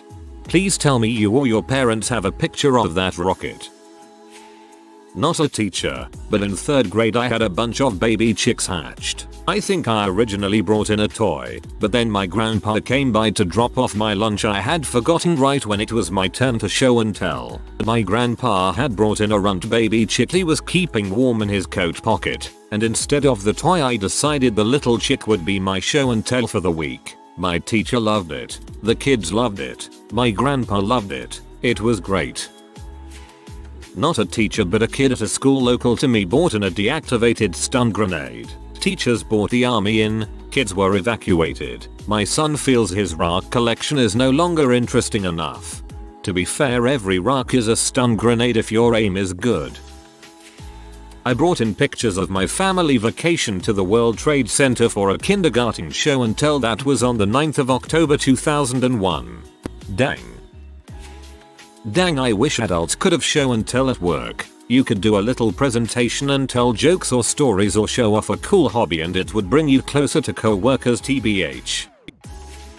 Not a teacher, but in high school one of my friends brought his newborn sister's placenta. Our biology teacher got all up in it and was handling it and seemed super stoked that my friend brought it to show. She gave him some gnarly extra credit if I recall. There's this website that makes teddy bears out of your baby's placenta. When I was pregnant with my first daughter I emailed my dad the link and told him that would be his Christmas present that year. Obligatory not a teacher, but in kindergarten, we had a project that we each had a predetermined day where we had to bring in our most special favorite things. One kid brought in his NES, a couple brought in toys or dolls. On my day, I brought in my dad. We were super poor at the time, and I know he didn't get paid for taking the day off, so I know my parents had to sacrifice to make it happen. I will remember getting to spend the whole school day with my best friend forever. The moment you told your dad you wanted to bring him in as your most special favorite thing was definitely way more valuable to him than a day's worth of pay. My aunt from Washington sent me a she got from her roof and photos from when Mt. St. Helens erupted for a science project. I got extra credit for that, and anytime show and tell came around through the school years. Not a teacher, but I brought in both of my cats. Our school allowed kids to bring their pets in for show and tell, but most people brought in things like hamsters and mice and other small animals. I brought 2 fully grown cats. My brother brought his horse to take your pet to school day. He was the perfect horse for it since he didn't care if kids hung all over him or weren't too careful about the strength of their pets. He was a great old horse. Not a teacher, but I heard a story of a kid who, during winter, found a bee's nest which appeared to have been vacated of all bees. He brought it to school, and as it sat there it warmed up that suddenly some bees came flying out. ETA this very loosely if at all fits your question, but I hope it's allowed anyway. This isn't for show and tell, but I've had kids come in with a few weird things. I teach preschool. The parents bring them in with their weird toy and laugh, telling me it's what got us out of the house. Memorable ones are a spray paint can lid, 1 year old, found in the garage on the way to the car. Dad had dropped off and mom gave me the most WTF look when she picked up that night and I handed it back to her. A hair tire, a Hot Wheels, and a handheld bubble machine that was broken. 3 yo, a little bubble wand necklace. 3 yo, with no bubbles in it. A bag of marbles. I think he was 3. A 24 pack of cheap dollar store crayons. 2 years old, $1 and some random change. 2 years old wanted lunch money in a baggie like his big brother. The best one though was a 2-year-old who found a rock at the beach over the weekend and he would not let it go, mom said. His nickname was Pickle, and so I come into work to find a plain grey rock sitting on my counter with Pickle written in pretty letters by mom. Not a teacher, but I once took a mammoth's tooth in for show and tell once. It got passed around, and everyone seemed to be really interested in it. I had to leave it with a teacher during the day because I was afraid it would get damaged. Teachers of Reddit, whatever happened to the kids in your class that were scary smart? What's they ever make of themselves? Nobel laureate, incarcerated? I had a teacher in high school, taught US history. Every now and then he'd tell a story of when he first started teaching. There was an insanely smart kid in his class, just brilliant, could do anything he wanted, got accepted to UOF, had some problems, had to leave the school for a semester. No clue what happened to him until my teacher visited the Vietnam War Memorial in DC. The big black wall covered in names, that one, found his former student. He said it was one of the saddest moments of his life, and even when he'd tell the story years later, he'd still tear up a bit over it. That was sad. Thanks for sharing, but dang you and your onions. The top scoring student in my graduating year went to university to study theoretical mathematics, suffered a mental emotional breakdown, and returned to my high school to work as a gardener. It was, by all accounts, some really beautiful mind crap. He was found scribbling equations on the walls of the hallway outside his dorm room. My stepsister is super smart, genius level, has a degree in biomechanical engineering, can't hold down a job because she has a meltdown over stress. As a parent, I worked with a classmate of my daughter in an after-school activity. Her friend was scary smart. In high school he taught himself AP Physics because it wasn't taught in their school. He graduated at the top of their class and was an all-around athlete in 4 sports. Anyway, he went away to school, full ride scholarship to Columbia, missed competing in sports, transferred to a school on the West Coast, finished his BA in science, is now teaching HS locally and is the school's baseball head coach. That school and those students are so lucky. He is the nicest guy and will do wonders to help his students. Autistic. I had an autistic boy in my class who could, without paying any attention to what was going on, blurt out the answer to long division or 3-digit by 3-digit multiplication problems. He was bored with the curriculum in my room and would lay his head on his desk and cover it with his math textbook. Then periodically he would yell out random answers in a perfect Pikachu voice to the problem the class was doing on the whiteboard. He was prone to small fits of violence, so while I dealt with them without too much inconvenience, once he went to the junior high school, they didn't, and he was placed in a private school which costs the district $45 a year. I bet he just floated through school. Not a teacher, but my brother's friend was a genius. Got a scholarship, was going to be a chemical engineer, then he was writing code for the synchrotron here in town. Then he was going to med school, then he ran out of scholarship because he couldn't decide what he wanted to do most. Now he owns a moving truck, and from what I hear he loves moving furniture. Finally one that didn't die or go crazy. I teach kindergarten and I had a 4-year-old girl, late September day, come into my class that could read and comprehend at a 6th grade level. After the first month of school she was assigned to a one-on-one tutor that was teaching her 5th grade learning material. By Christmas she stayed in her grade appropriate classes for social reasons. Now, instead of entering her freshman year of high school, she is taking independent study courses and training full-time to be an MMA fighter. So in other words, Batman. Not a teacher but a good friend of my friend's was the brainiac, so to say, in high school. He ended up overdosing on painkillers, I think it was PKs at least, and dying in college. One of the top kid at our school ended up working out at a gas station for like 5 years before disappearing. Buddy of mine was friends with him and said that the love of his life ran off with another guy after they graduated from college. Apparently the kid just checked out after THST and stopped giving any crap about life. Quite a few became university dropouts. I've noticed a pattern. Those kids who dropped out, they were the kids who were very intelligent, but lacked work ethic. Kids, you can't coast on your smarts in university. The few who were scary smart and were driven usually became very successful. Some programmers, some engineers, some lawyers, and politicians. One even went to Harvard, and last I heard he was doing really well. That was years ago though. Don't know whatever happened to him. Also, some of them died. I'm not a teacher, but I do have a story about one particular kid who was gifted. Some Australians may remember this. My mum's friend went to school with a kid who was one of the smartest kids in the state. I don't know what subjects he was so good at, but anyway, when he was about 17 she says he started to do a lot of drugs. It changed him. One night many years later, she had been keeping in touch with him a little bit over the years. He came over to her house unannounced. He was homeless and he asked if he could have a shower. Being friends she said okay. Gave him a meal and they talked for a few hours. Even though he was doing so poorly he was able to maintain an intelligent conversation. About 2 months later she heard about a man who had stabbed a police officer more than 24 times and fled the scene. It was him.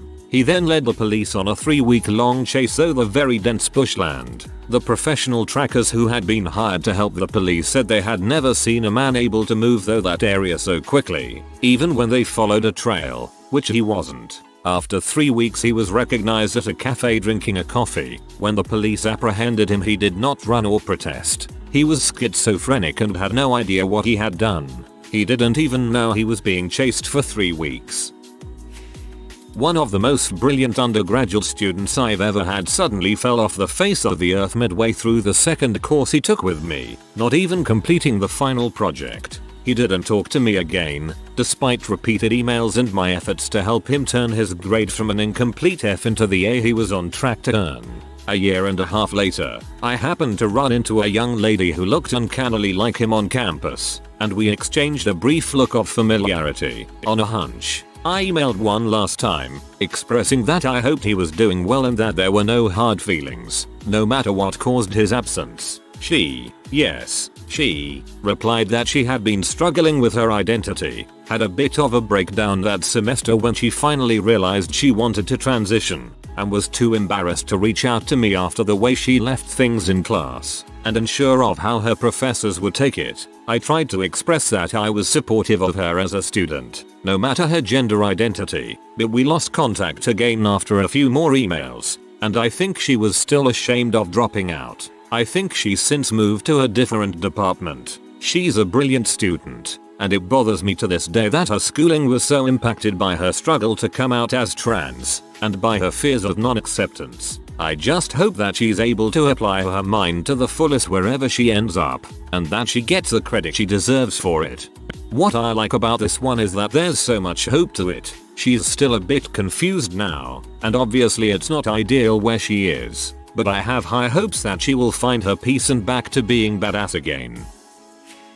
I'm a music teacher. I had a student take up instrumental lessons in senior high school, quite late to begin learning as a school student. He blazed ahead and was on track to complete advanced level exams. He quit unexpectedly, murdered his mother and then wrapped her in a blanket before skipping the country. As far as I know, he hasn't been found. It was strange thinking how many hours I spent alone in a room with him. I've always found composing an aid to thinking through all the other issues in my life and work that haven't found a solution yet. Ominous music. If you are posting about yourself, consider the possibility that you may never have been as smart as you might have thought.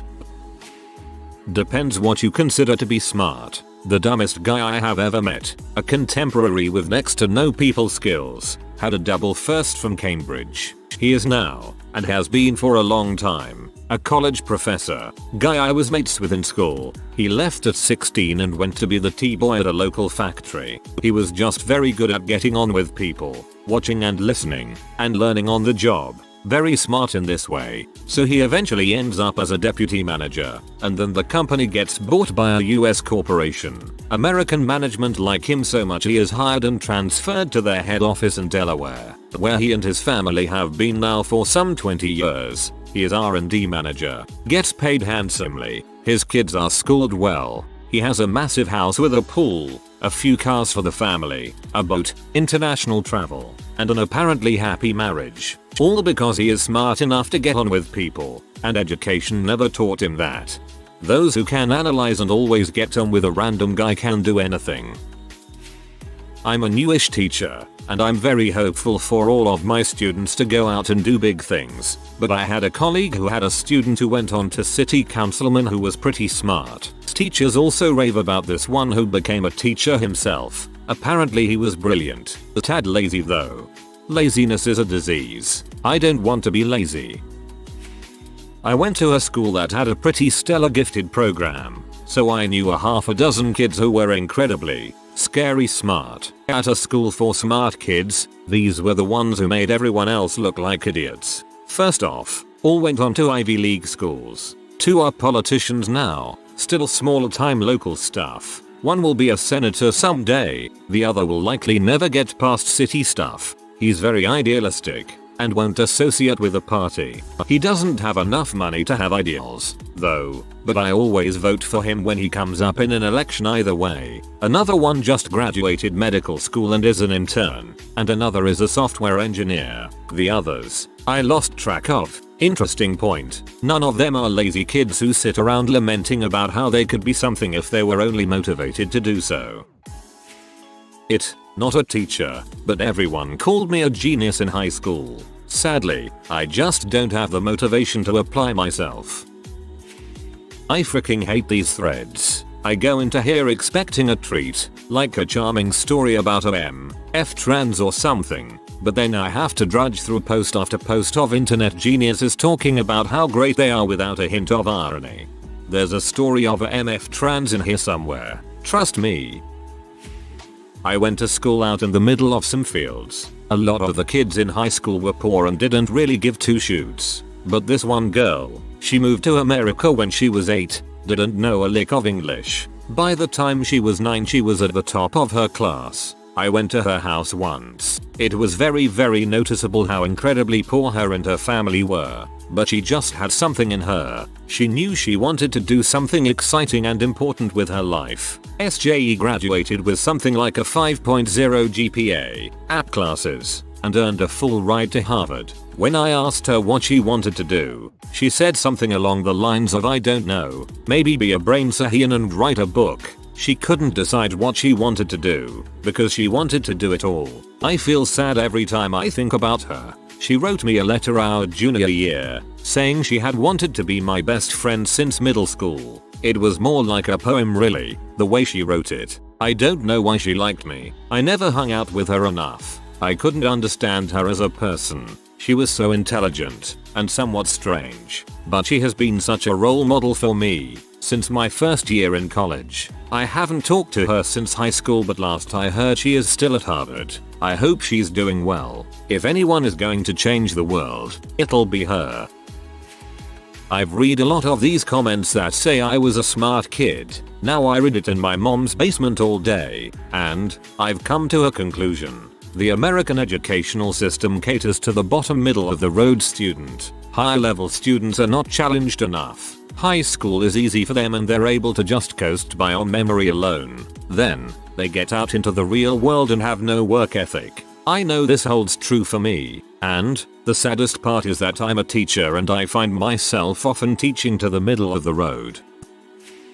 One got married and is a teacher. Another got married and doesn't do anything. A third went to work for a genetics company, where I can only imagine the horrors she will create. She's chaotic evil. I'm from a shithole small town in SWMO. One of kids in my class went to MIT undergrad and then Stanford for grad school. I remember coming back from State University and seeing him at a party. We talked for a minute and I asked how MIT was. He said it was unreal and he was working with a professor in England doing Hodgkin's disease research on mice. I didn't feel the need to tell him I was still undecided. I helped teach stats for a few years in a grad program where I was also a student. My students weren't kids of course, but their career paths now, almost 20 years later, are pretty interesting to me. The super smart ones have generally gone far, if they chose to. Some of them made deliberate choices related to lifestyle and work-family balance that may have limited their career trajectories, but they're still achievers. What's most fascinating is the successes of a few of my former students who were heavy on charisma and, let's be honest, bullshitting ability. They had more of these qualities than they had raw intellect, and they've gotten pretty far up. Personality and leadership can make a big difference. This is my 8th year of teaching, and I got an email this summer from a 7th grader I had my very first year. She's 2 years into college and going to graduate within another year. She's hoping to get a job at Microsoft. I have no doubt she will. So proud. In all honesty, I tend to get somewhat frustrated by people claiming to be unfulfilled geniuses because high school was very easy for them, but they went to college and didn't have the study skills or time management abilities to succeed. There are some legitimate cases where people do have breakdowns, but most of the time, people want to claim that they are victims to rationalize their own inadequacy. Actual geniuses, in many cases, breeze through high school because it's very easy, then get into a very good school, secure positions to build up their resume while in college and tend not to be unemployed. TLDR. Most of you aren't geniuses. A lot of the smart kids at my high school went on to be very successful. We're all in our mid-20s now, and quite a few of the brainiacs are doctors. One kid that I was particularly close to moved to California to test robots or something.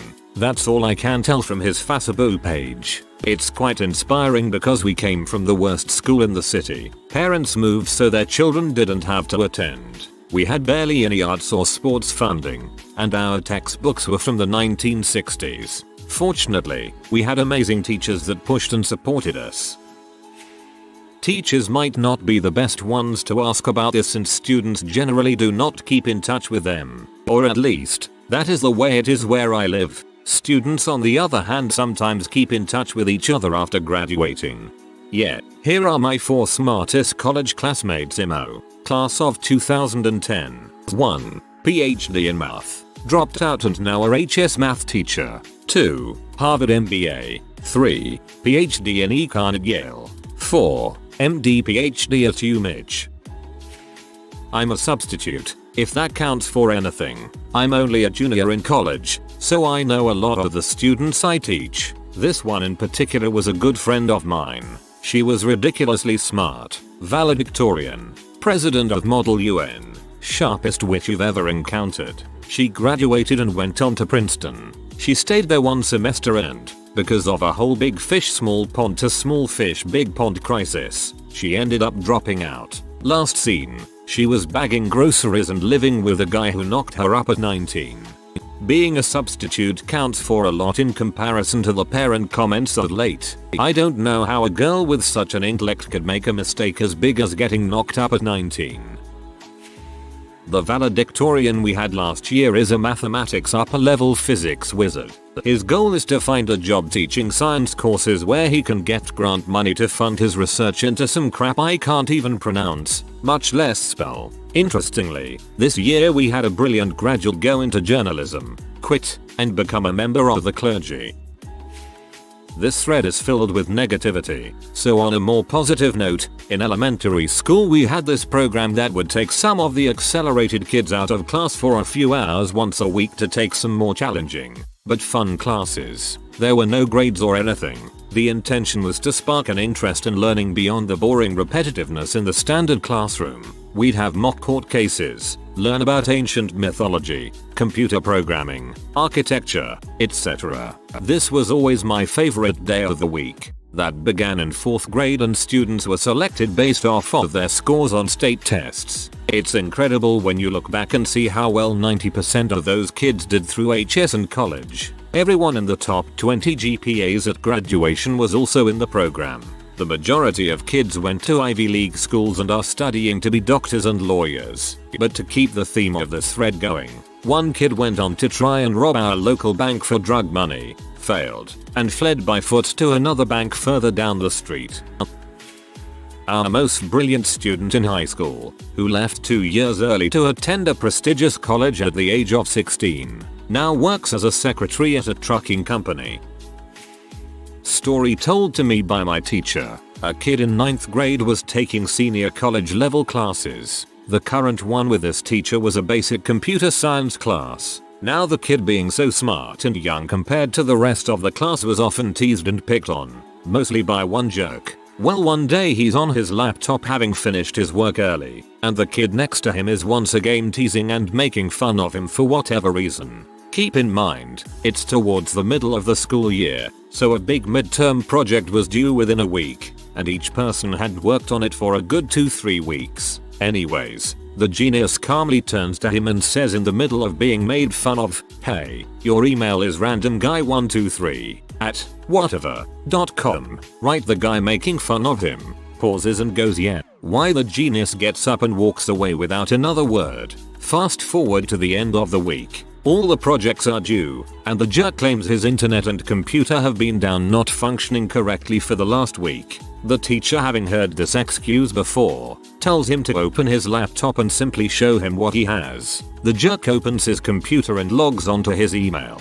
He sees he has a new email with the subject open, and without a thought clicks it to read what is most likely spam. Immediately, hundreds of websites begin to open. The antivirus is going nuts, attempting to block all the input. P with insanely loud audio begins to play in a few of these windows, and the class is laughing hysterically as he attempts to stop the incoming viruses and pop-ups. Suddenly, the computer simply shuts off. The teacher tells him to leave it off and figure it out at home, and to bring in the project tomorrow. Suddenly, the computer reboots and returns to the starting screen, as if nothing happened. He cautiously goes to open his email, and nothing is there. Every email and contact is wiped clean. He opens his Word documents, his random folders of programs, games, etc. All gone. It's been the equivalent of factory reset. The kid is broken, speechless. The class is filled with murmurs, and rumors begin to flow. The teacher settles them down and tells everyone to go back to work. Then he spots the genius in his usual seat, arms crossed, and what looks to be a slight grin, patting the jerk on the shoulder. He looks at him and goes, "I would love to help, but I'm going to do what you should have since the beginning of the year. Nothing at all. TLDR. Kid bullied for being super smart hacks and doxes bully, destroying the bully's computer and midterm project." The best part of the story is that there was no actual proof that the little kid did anything wrong. Turns out he wasn't scary smart, just barely did anything other than study to seem scary smart, then dropped out before she graduated, got pregnant, and is now supported by the older man who got her pregnant. One of my fraternity brothers would qualify as scary smart, just graduated with a degree in human biology and plans to become a doctor. Spent his last semester driving 400 miles each weekend to work at a hospital in his hometown. I've never seen anybody who could constantly drink, eat once every couple of days, and thrive on minimal sleep do so well in school. He'd often tell me how he should start studying for a neurobiology or genetics test in a few hours instead of playing video games, only to go take the exam and walk out with an A+. Socially, he was a bit inept. I shared some of his interests so we could get along well, but for 95% of the Greek students at my university he just couldn't relate. I suppose it's a trade-off for his incredible intellect. Either way, both myself and all of my other brothers acknowledge that he'll end up making more money than he'll know what to do with by 30. First, I must say that I teach students with autism. Severe autism. One of the younger students has a photographic memory for both auditory and visual information. Unfortunately, his behavior and sensory processing can make it difficult for him to further develop his natural genius. I was one of the top 10 guys in my class. Then I got into med school and quickly found myself in among the bottom 10% of the class. Med school can do that to you if you're not 100% focused and committed to it. Yet, most people don't fully understand what smart actually means. Some people are freaking smart. A guy in my graduating class of high school had an innate fascination with physics. Luckily for him, our school's physics teacher was a genius member of Mensa and all that, so he would spend all of his free time with said teacher working on college level physics. Ended up going to college double majoring in physics and mathematics. Then went on to study and teach in Switzerland while obtaining his master's in theoretical physics. Is now at an Ivy League school pursuing his doctorate in theoretical physics as well. Haven't seen him in some time, but an absolutely brilliant guy and a genuinely nice person. In kindergarten I was reading Harry Potter and the Philosopher's Stone to the rest of the class, and by grade 4 I was reported to have a collegiate or above reading level. I was labeled gifted and was the English Wunderkind. Now I am about to enter university with acceptable, but not spectacular grades, and I spend my spare time either in front of a screen in a dark room or smoking weed doing prescription drugs. WOOOOO. Yet, the Wunderkinds get this effect pretty consistently. Fast brain development isn't necessarily indicative of long-term genius. I always feel bad for them when they are dislocated from their peers and pushed into high-pressure college educations they may never have been meant for had they developed at the standard pace. Wunderkinds tend to be pretty psychologically ravaged come the mid-20s. I was good friends with a super smart kid from about 7th grade through graduation. He had a mental breakdown at the beginning of his junior year of college, dropped out and moved back in with his parents. Not sure what his job is now, but he still lives with his parents at 33 years old. Teachers of Reddit and parents, never ever tell a child he/she is gifted or smarter than the other kids. By all means congratulate and encourage them, but never give them the impression that they don't have to work as hard as everybody else. Children will take it literally. Students of Reddit, what is your favorite Zoom story so far? I live in Lithuania, so most of my teachers don't speak English. Teacher, what does leave meeting mean? Students, in Lithuanian, it means leave meeting. Teachers leaves the meeting. Was sitting in class with my usual background up and got hungry, so I decided to grab a snack out of the cabinet next to me. Come back to my teacher asking in chat, did I just see Encyclopedia pull cookies out of a tree? I mean, if it was a wood cabinet then technically. In my class, we have our videos turned on but our audio remains muted except for the professor. Prof decided to unmute a classmate and get him to read the slide only for us to hear him getting yelled at by his parents. That dude just kept reading the slide while his parents yelled at him. Our prof didn't know what to do and just acted like everything was normal. He didn't unmute anyone for the rest of the class though. That's kind of sad. We played a Kahoot and the whole time none of us could see the questions. We had told the teacher over and over again and she thought it was something with splitting our screen, so she repeatedly told us just switch tabs. She kept getting pee, so we just stopped playing it. Another time, a student asked if he could share his screen and the teacher said yes and left the meeting and we just watched Peppa Pig for 20 minutes. Another time, a student asked if he could share his screen and the teacher said yes and left the meeting and we just watched Peppa Pig for 20 minutes. NGL, this had me in stitches. A guy who woke up like 5 minutes earlier didn't notice, I hope, that his camera was on. He got dressed in front of 100 plus people. And this is why if I don't specifically plan to use my camera, I disable it in Device Manager. First day of Zoom classes, a kid fell asleep with his camera still on. Also, one of my professors accidentally kicked herself out of the meeting for 5 minutes. I too fell asleep in the first class. My classmates took video of me lol. In my defense, I didn't sleep anything the night before, but yeah, didn't help I was in the first row of cameras. I use Teams, and my favorite call is when I accidentally announced to my whole class I was going to go toilet. My mic was on and I didn't know it. It was super embarrassing, but now it's really funny because my reaction was super awkward.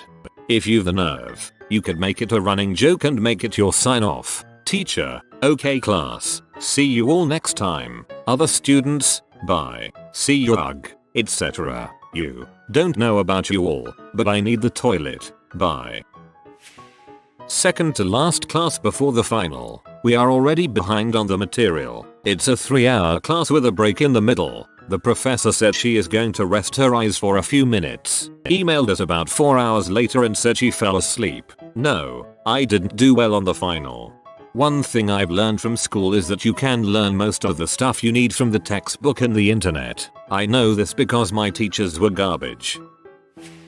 One of my older teachers didn't know what memes were, has no idea what she's doing in a Zoom call. A couple of weeks before we were supposed to go back to classes, the vice principal sent a message to all the teachers to screenshot their calls for the newsletter to show how we were coping as a school. Fast forward to when we're back, and my teacher had screenshotted our whole class with crappy meme green screens in the middle of the call, and one of my friends is the center image for the newsletter with the communist flag flying proudly behind her. This is just lovely. I would have chosen the couch. One of my teachers managed to turn off her ability to see the chat. Nobody knows how, so naturally somebody started typing the B-movie script. It escalated from there. Very interesting hour.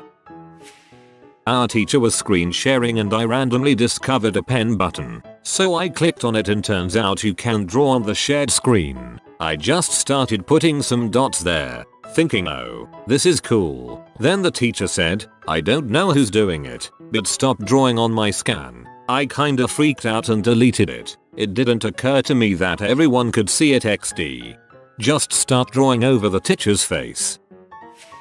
My sister told me her professor had a guest speaker but they couldn't get connected to the call, so the professor straight up FaceTimed the guest speaker and held the phone up to her computer. I actually award points to that professor for creative thinking. I'm definitely the dumb boss in this. For context, as a joke, me and my friends have been coming up with pretty outrageous names for our Zoom quiz nights. Anyways, the day after my quiz, I have to show up to a workshop with one of my lecturers. And guess who forgot to change his name? I spent the rest of that workshop muted, video off and only communicating through the chat so that no one knew it was me. And that concludes the tale of Broseph Minjelbra. I did the same thing. Had to presented for 5 minutes before realizing my name was still. No one said anything. I was in basic French class and there's a short paragraph with a character named Vladimir. The French teacher asked who is Vladimir. In the story, the one Russian girl in class said a bad president. We use Teams. My class asked whose door's making that noise. I turn around to look at my birds who are screaming behind me like normal, and one is somehow inside of one of the food bowls. They have covers over so only a small hole for them to stick heads in. Another one is trying to rip another bowl out of the side, and the other two are taking in turns sitting on top of each other's heads. The class quickly point to me as the culprit for the loud door. I got muted. I'm not a student but I work for a school district and we had a ton of phone meetings with various people. Every time we heard barking in the background, my boss would try to guess whose dog it was. She was surprisingly accurate. A lot of people in town have dogs, and apparently my boss has met and played with enough of them to recognize their voices over the phone. Something I witnessed online. We were bored out of our minds when this dude starts moaning and making random weird anime noises. He thought he was muted until the teacher starts to say, "I know you are very excited, but please mute your mic." Dude quit the meeting. Random weird anime noises. Please do not describe any further, that is enough. Every day in class I put a random background on. One day was an optical illusion. One day a wall of toilet paper. One day the "this is fine" meme. One day a sped up version of a round of Plague Inc. I think I got bonus points on one of my chemistry tests for using a periodic table as my background. On the day of one of my tests, proctored through Zoom, I had a background on which took the old DVD screensaver, but instead of the logo Redling DVD it said "covered." My teacher asked if I could turn it off, as it was distracting for her. I said of course, but I don't know if that'll be much better. I was in my mom's art room, so the background was bright and colorful and significantly more distracting than a slowly moving purple box on a black background. I took about 30 seconds in Paint to make a solid black background, which she greatly appreciated. Not that interesting, but every morning I've been filming myself making breakfast, like a cooking show. One morning I was doing something else and my teacher got kind of concerned. He paused the lecture to ask why I didn't cook. That's kinda sweet. A work call story. One of my co-owners decided to get on with some housework in the background of the call, so left a clock with shorts on in front of the camera and pretended it was himself. He then added a banana and 2 balls. We don't get much work done. The teacher had bad internet at the time, so he got disconnected. Some random guy got assigned as admin and unmuted us all. Eventually we all decided just to play a general trivia Kahoot with the new host screen sharing. To this day it remains the most exciting thing to happen in year 10 science. On April the 1st I recorded myself pretending not to hear anyone, then put the video as a virtual background, then went under the table so that I wouldn't be seen in front of the virtual background, and started a meeting. People were giving me advice on how to turn on the microphone, when I literally jumped out of myself. LOL. You should have seen their face XD. We had a Kahoot and over half the participants got the first question wrong, and this one kid that everyone makes fun of was like, "Am I in last place? I'm in 40th place." And then one of the seniors goes, "Probably. Is anyone lower than 40th? I was in 41st but didn't want to say anything, and the poor kid got bashed by like 10 different people and I feel kinda bad." Kid brought it on himself for asking. Belgian uni student here. 2 teachers quit their jobs a couple weeks ago. They held a Teams lecture at one of the teacher's house in the afternoon and kept it going until late at night, socializing with the students with a beer. Neighbors called the police because of the noise and the police showed up at the house. The police officers happened to be on camera because one teacher invited the other to his house, which was forbidden at the time due to corona. The police had the right to give them a ticket for that. The discussion got heated, and one teacher was seizing the opportunity to make some political and, under the Belgian law, racist statements, saying things such as Belgium is becoming a fascist state and comparing the police to Nazis, Heil Hitler and stuff. The officers got pretty mad, but did nothing and left in the end. Of course some students recorded the Zoom lecture, and the day after the incident, the whole university saw it. The board expelled the 2 teachers, but they quit in the end, admitting their mistake. It's a pretty big stain on the university's image, in my opinion. One kid shaved off his hair and eyebrows on live a couple days before class, so when I saw him I was "Take off your hat," and then the whole class told him to take it off and told the teacher what he did, so she was like, "Oh, I want to see it," so eventually he did, and then we spent the next 30 minutes comparing him to Steve Harvey and Lil Bill in the chat. Good times. Some kid printed a black piece of paper with the words "reconnecting" facing the computer lens to avoid a Zoom class. The only reason he was caught was because the paper had "reconnecting." Sick. So all my ass dudes decide to enter the class using adult actresses' names. There is a list of people with usernames like Mia Khalifa, Riley Reid, Madison Ivy. The teacher was just screaming for about 10 minutes and asking who is Mia Khalifa while asking us to change our usernames and enter again. Would be funnier if the teacher went like, "Oh, I know Riley Reid, good actress. I have seen all her movies." During a class my cat jumped on the keyboard. I proceed to take her off and do a very intense baby talk. Something like, "Oh, you're my best friend little fluffy baby. Asuaru soft. Bye bye bye best friend." Hard to convey in text but adds some encore and cooing noises and kid pronunciation. Until I hear laughs and my teacher saying my mic is on. The cat apparently turned it on. Mortifying. Imagine a leg on Alt and next on V. Not Zoom, but Teams. Someone muted my math teacher in the middle of a class, and he didn't notice until someone told him. It lasted 5 minutes. Another one. We heard noise of running water for a whole French class. No one knows who or what made it. Last one. Not me. Someone in Latin class called the teacher a bad word. Wasn't here so I DK what it was. The teacher entered at the same moment. I have an aquarium in every room I ever work in, so there's a constant running water sound when I'm unmuted. It was probably that. Fell asleep during a lecture only to wake up 1 hour after lecture ended still on the Zoom call with 3 other students. Never exited out of a window faster in my life. I was gaming and my teacher was calling me. For a moment I thought it was my friend so I was like wait shut up it's a 1v4 I still lost that round. Comma and my attendance for that day SMH. Imagine just being told shut up man I need to clutch this crap. I'm in Model United Nations, and obviously my state's conference was cancelled. My school's Model UN club decided it'd be a good idea to do our own little debates and resolutions online. We were writing some resolutions and I was giving a lot of input when the leader of our club goes, "Squawks, I love you, but I'd really like to hear from some other people as well." So of course I shut up and let everyone talk, except nobody was talking. It was dead silence. I had only been talking to save her butt from the crippling silence she'd have to suffer if I wasn't there. But she hadn't seen that, and boy oh boy was it quiet. Our club leader is a junior, and she's a sweet person, but she gets a little ahead of herself sometimes XD. Somebody in my sister class give the password to other people, so some kid from other school connected to the lesson and cursed at the teacher aggressively. This also happened in Lithuania. Same in my class, Italy.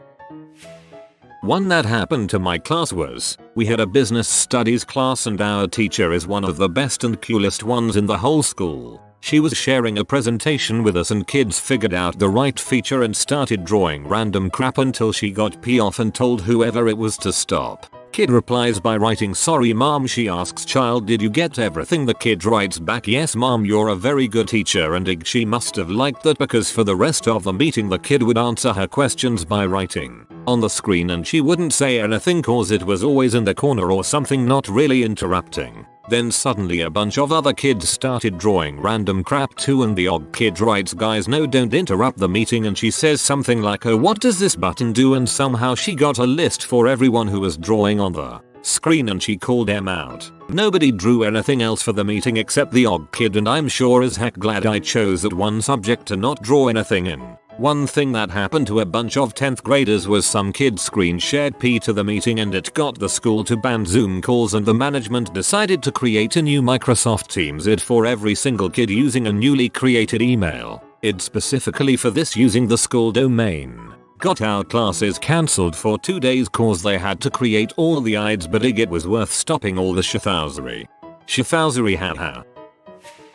Whole year assembly, 200 students, principal and 5 other teachers droning about the value of risk taking or whatever. Everyone's mics on mute but suddenly we heard something. "You'll like dong and ball torture?" From then on the teachers figured out how to automatically disable everyone's mics when they enter the meeting. Well they did take a risk, so the lesson wasn't put to waste. Our physics exam is about to get rated. That's gonna be a great Zoom story to tell kids when I am 60 after explaining how 2020 crap hit the fan. Record it. It's not my favorite, but it's all those times where the teacher asks something and it goes dead silent. I feel bad for the teacher but at the same time I don't want to take one for the team. The teacher often just sighs and goes on with the lesson. Yee, it feels really bad. Especially if the teacher seems to care about his class.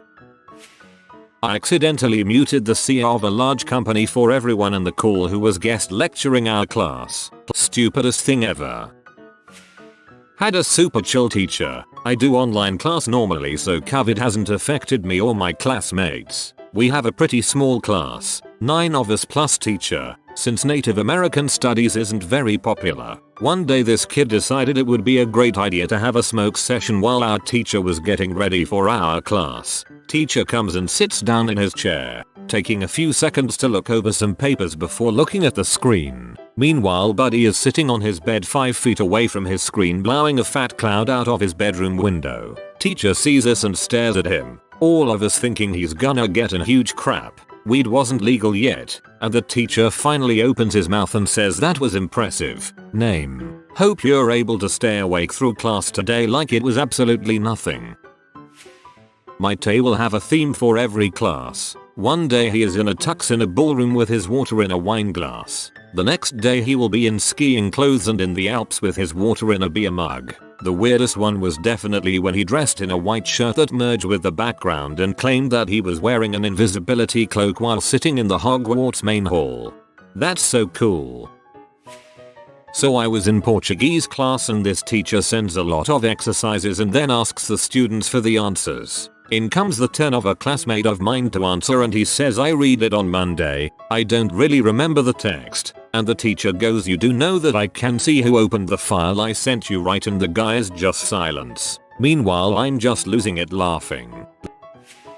Twama joined my Zoom class. My teacher was muted and gone, so he just yelled, "Okay, today we will learn how to skin a lion in an African accent." Hilarious.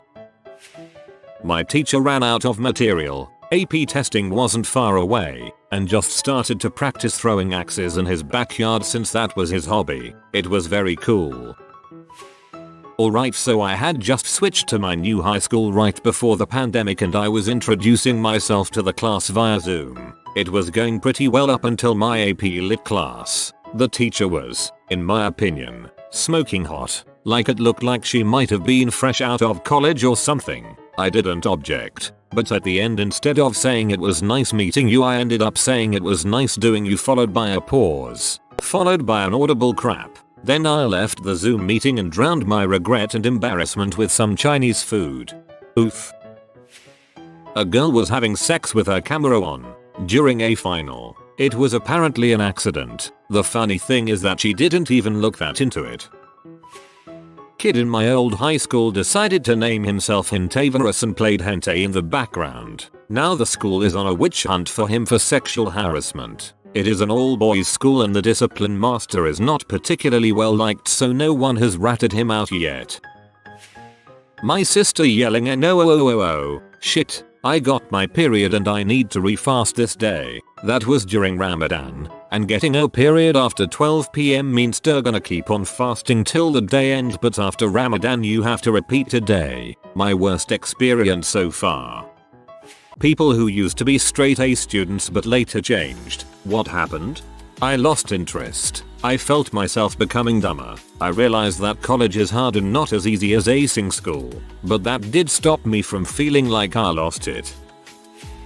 I used to get A's without trying. I coasted through a secondary school in the first year of college. I'm in the UK. Didn't revise for exams. Didn't do homework and still got good grades. Then the second year of college came around and it was a completely different ballgame. I trashed my second year and had to resit. I'm at university now, but I still have that laziness that if I'd worked hard from the beginning I wouldn't have a problem with. Likewise, I coasted through most of school without trying. Then at the end, everyone else caught up to me and I'd never learned to study properly. Went through a really bad mental health patch where schoolwork became quite a low priority. I realized through that I was wasting too much of my time and effort on something that didn't matter. I'm in uni now, and still get relatively good grades, but I don't let them control my life. I had to drop out of my masters because of mental health issues. I could stay and die or leave and live. I chose the latter with a heavy heart. My high school was poor. I was not ready for college. To cope I struggled as a C student. Got into some bad relationships. A little bit of weed led to lots of weed and a little bit of coke. I remember sitting with a policeman, smoking weed and asking myself, what the frick did I do with my life? And being glad I didn't get dragged into the jungle and robbed. So after that I turned myself around again. Thank you, random cop in Brazil. To be fair, high school is nothing like college. Professors don't give a crap about students that don't give a crap. No child left behind ends with a high school diploma. I did a cost-benefit analysis based on my own levels of happiness and comfort. Essentially, there are diminishing returns to working hard, and potentially high costs to mental health. Delayed onset PTSD, undiagnosed bipolar. Everyone knew but couldn't do anything about it because I was under 18. Parents wouldn't push for help out of fear that I would get locked up for life. It would follow me until I died. P.S. If your kid is having full-on psychotic episodes, please take them to a doctor. I got easy A's all my life without trying. Never tried on my homework or studied at all. Passed AP courses, exams and entered college with ample credits. First year of college was a breeze as well. However, second year hit me like a train. I wasn't partying too hard or anything, just the courses became significantly more difficult. I barely skirted by and was incredibly worried about losing my scholarships, which required I maintain a minimum 3.0 GPA. Second year I learned how to study for tests. Third year I learned to do homework, more so, doing the homework to learn instead of doing the homework as required. If I was comfortable with the subjects I would complete it. If I still struggled with the concept, then I would do unassigned work until I fully grasped it. Fourth year once again felt easy, but I was actually trying this time. I did manage to ruin an exam rounding because in a class of 200 people, I was the only one to get a 100% on the midterm. Depression happened. As an introvert, making friends in college and university was way too hard for me, so I just got so alone. Supposed to finish my degree last August, but I couldn't get my crap together. Failed 3 papers in that last semester, and here I am struggling to finish off my studies. Good luck. I'll be cheering for you over the internet. My junior year of high school, I got my first C. It was for a research project. In math class, I was P that I had to write a freaking paper for a math class, so I didn't finish it. I was fine with it. To give this more context, I hated writing papers, with a passion. I graduated and started getting paid real money for my efforts instead of accepting the first letter of the alphabet as adequate compensation for all my hard work. This guy gets it. Did the same when I worked more than went to class. Straight as up to 7th grade, but I was ostracized for being the smart kid, and desperately wanted to just be normal, so I permanently became more apathetic towards good grades and remained a BC student. To graduate college with a 2.7 GPA, I was studying like 2 hours max on every test I ever took, never pulled an all-nighter, and was completely okay with just not even trying the hardest problem on the math sheet and turning it in 95% complete. Still got the internship's job though, so no regrets. It's so freaking stupid. Some kids will always pick on you for being different, even if that difference is a positive. It doesn't make any sense and just makes you look like a massive idiot to everyone else. Combination of, I started smoking weed and started caring more about socializing after school than doing homework and studying. Family issues. Still salty after a decade. I started to get it together once but then realized I'm not going to get anything out of it. Everyone around me is socializing, dating, and I'm alone and getting A in math. Screw that. Dropped everything to socialize and cope with my issues but did no help. Still barely got a computer engineering bachelor's at 26.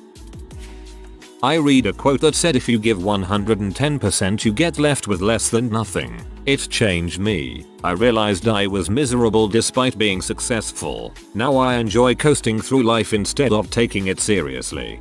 Life is like that puzzle game where you have to construct a bridge to let the truck drive across, but the truck is you and the bridge is your decisions. In 6th grade, I realized that the effort needed to go from a B to an A is gargantuan compared to the effort needed to go from a C to a B. The former requires dedication and a lot of studying. The latter just required you to not be a freaking idiot. So I settled for being a B student. Went to college. It was kind of a shock at first because I got A's so easily in every level of school, every class, before college, and was in the top 10 of my graduating class. Then I got to college and was just average. I still got mostly A's and B's, with a couple BC's or C's, but it was a lot more work, especially in classes where the entire grade is based off exams quizzes. Not to mention the change in teaching when I got to college. In high school, most of my teachers genuinely cared, interacted with students, etc. In college, I had only a couple instructors like that. The rest were either TAs or graduate students, or the professor was far more concerned with their personal research projects and teaching courses came second. I was struggling with chemistry at one point. The professor would just put slides of the textbook pages with certain sections highlighted and just read them off. That was class. I did not do well. Picked the wrong course in university. I learned that just because I like to dish out science fun facts at parties to appear smart, and I could get easy A's throughout secondary and high school in science doesn't mean I'd excel at my degree in molecular biology. Most importantly, I turned out to be absolutely crap at molecular lab work. Careless, clumsy, no patience, no natural intuition acumen for research, and basically scraped most of my research-based projects. Ultimately graduated from a UK university with a 2.1, or roughly the equivalent of a 3.2 GPA, a decent, but also decidedly average score. I have reached a similar conclusion. Advice to others: don't study something you love, it will be ruined forever. Instead, study something you are okay at. Learning and studying are not equivalent. I could always learn anything I applied myself to, but studying what others think I should know is almost torturous. Got a job in my field during school and realized how insignificant grades truly are. Barring certain fields, grades don't mean that much. People are more interested in you getting things done competently. Started out gifted in elementary school. It slowly went downhill in middle school. I grew up in a bad area and was sort of a pretty shy kid. When I moved up to middle school, it was like starting over since over half of my classmates weren't at that school and the ones that were had regular classes while I was in some special academically enriched classes and later on magnet classes. I didn't know how to socialize and it was all happening so fast. Never found real friends to hang out with besides a few people. Turned into somewhat of a loner. Not to mention the magnet kids were sort of pretentious and rude. But not in a joking way. I just zoned out in a lot of classes and started feeling depressed. When I got to high school, some classes were okay, but for the most part, I started to feel even more apathetic about school. I stopped doing homework and only did all of the class work and often found it hard to learn due to gang members acting out and being disruptive and a mix of me becoming even more disinterested in school. I just went home to play video games all day like I did since I was in elementary to block out the real world. I graduated high school with mostly C's. I'm glad I feel a lot more alive these days. A very close person died in a car accident. She probably loved me and I never told her my feelings. I loved her. We could talk about everything. Sitting on a bench and just watching the river, talking for hours was one of the best experiences I have ever had. She also introduced me to ballroom dancing, which I lucky started again after a 4 years break. It still haunts me that I never told her. I always ask myself, what if she loved me too? Please, if you love someone, let it be your crush, your grandma, father or mother, doesn't matter. Tell them before it's too late. Medical school LOL. I still do pretty well, but the level of dedication needed to score in the A range is way higher than college ever required. Gunners should just kill us. I realized that a 3.5 plus is attainable while coasting, and still very competitive. The extra work and stress of a 4.0 is unnecessary since all it would prove is book smarts. Critical thinking and adaptability are so much more valuable in the real world. Depression. Up until a couple months ago, I was a straight A kind of guy. Now I'm in exam season after spending most of the previous year in bed and a depressive spiral. I won't get the A equivalent in university this year. My current plan is to try and pass this year, over summer work through my issues and come back next year in a better state of mind. I got my first B in algebra in 7th grade. I just had a lot of trouble understanding the processes and doing them exactly the way teachers wanted. It didn't help that my dad tried teaching me shortcuts that weren't in the standardized curriculum, confusing me even more. I cried when I got that first B. I cried and said I'd accept whatever punishment my parents deemed fit, because up until this point academic perfection had been expected of me. I tried my best and didn't get an A, so obviously I hadn't tried my best, right? There was always more I thought I could do. It took struggling through pre-cal and high school and failing the last quarter before I realized it's okay to suck at math. I used to be a 98% average student. Didn't so much enjoy school but enjoyed learning new things. In comes depression and anxiety. Didn't attend but still got A's. Got principal awards etc. Got into year 11. Constantly drained. Hair was falling out. Stressed. Got very sick very quickly. Had bad jaundice and couldn't keep anything down. Eventually my throat swelled up and I couldn't breathe properly, so mum took me to the doctors. Ended up I had glandular fever. Bono. And also my liver was failing. Wiped out for half a year. Returned to school. Picked up on my work. Went back to straight A's and was doing very well. Got glandular fever again. Wiped out for another 6 months. Was told I could repeat the year that I had almost finished. The following year. No thanks. Dropped out, stated working. Lost motivation along with my self-esteem when you realize that you only do what others tell you to do and not what you want to do. The whole deal becomes worthless and you just don't care about it anymore.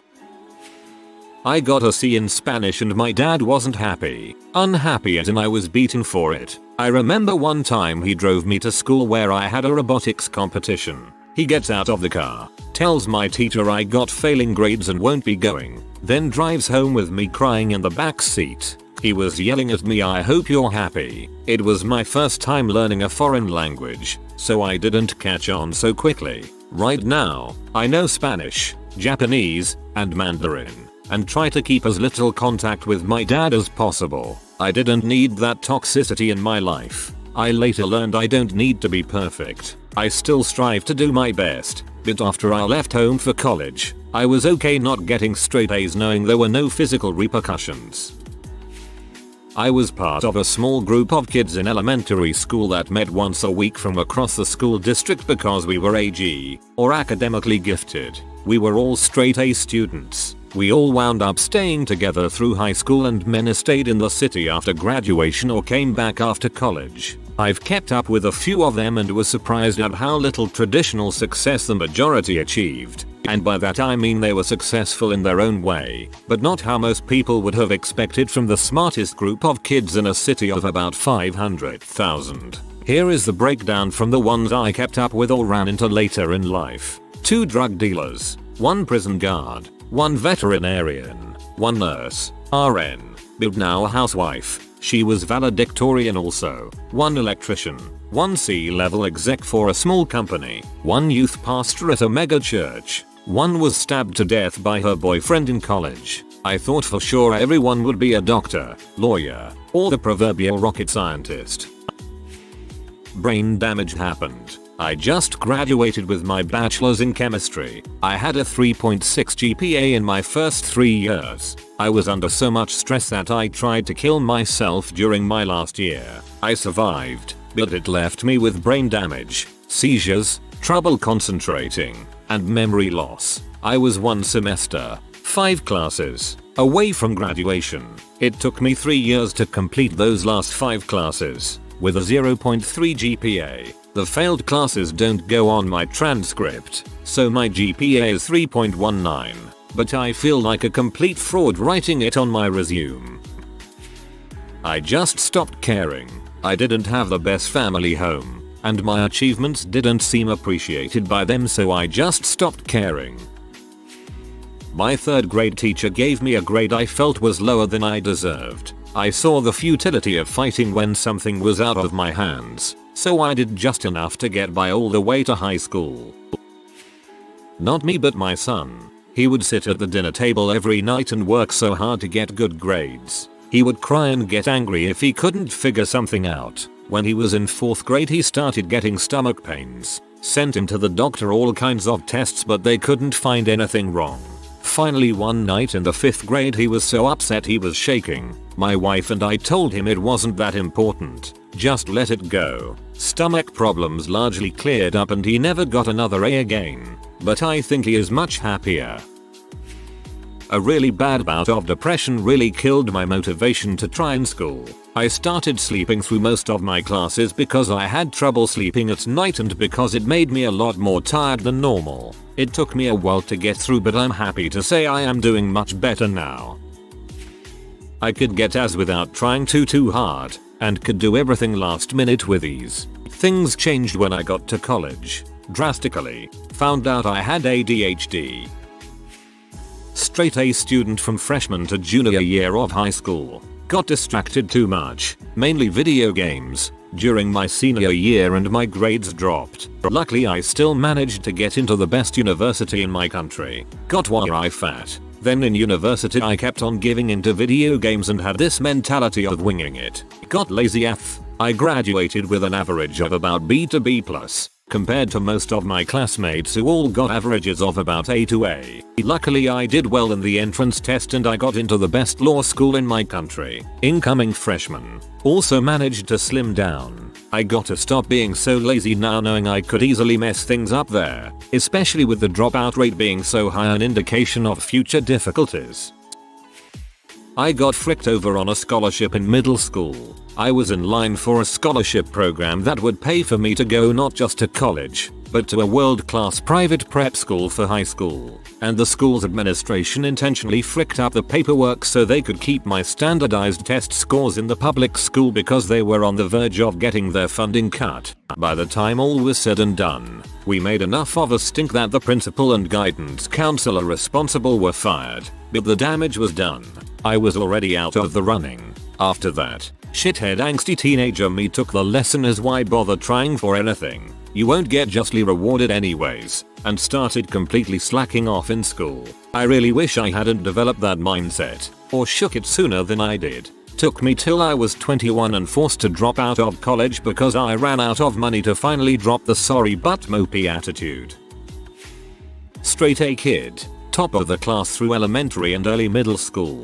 Then I started getting bullied pretty bad and developed some serious anxiety problems and spent my time focusing on social problems and friend drama throughout high school. Around the same time grades started becoming more weighted on homework, and though I kept doing well on tests I could never get all my work in, which mixed with apathy about grades due to my general mental state never got addressed. As a result of all this I ended up at a middling college with no scholarship. In college I finally started working through my anxiety issues and developing a healthier self-esteem. I started doing much better. And after getting subsequently diagnosed with ADHD and starting treatment I got back up to straight A's and was able to graduate with my last 2 years on the dean's list. And I'm now looking at some very rigorous and esteemed grad programs. It's never too late to turn around your education if it's something you really care about. High school was stupid easy. University was stupid hard. I was lazy and never learned proper study habits in my younger years because I could read the notes the day of before the exam and pass so easily. Being popular takes a lot of time away from homework. It's the right decision. Always be popular. Unless you're my kids, then you get the dang homework done. I always went overkill with homework and I think I spend all my FS. Now 0 are given even when it's life determining. For me it was the difficulty spike between primary and secondary. I settled for not getting a +S. Then I settled for AS then AS. Till I decided that 50% required to pass was good enough. Except it was not. All in high school and before straight A's were easy. Didn't have to try for anything. In high school I regularly skipped class to do what I wanted and hang out with friends, and a lot of times I would sleep through class and be perfectly fine as long as I studied last minute. Then college came around and old habits die hard and you can't really get away with it anymore. So instead of my 4.0 GPA in high school I'm now about to be a junior in college and have a 2.22 cause I was lazy then and it's hard to break the habit. When I tried I got A's but nobody cared because there was always somebody better or smarter. So I stopped trying and got B's and coasted off those until the end of high school when I started to get C's because I chose pot over academia. My brain does two things very horribly, math and flat out memorizing. If you give me an essay question on a concept I get an A. If you ask me to memorize 20 things I get a D. Turns out college is a lot more just repeat the thing than explain the thing. I just really lost any motivation to do it. It used to come easy and after it became hard. I continued to try for a very long time but at one point I just gave up. Slowly forced myself to not like art so I could get a good job. Halfway through first semester of junior year of college I finally had a breakdown and stopped going to class and just got really depressed. Working on saving for art school now. Left the bulls everyone wins elementary school where you learned nothing and teachers were forced to give A's. To middle school. If you are new to the channel, you can subscribe. I publish new videos every day. Until then, check another video.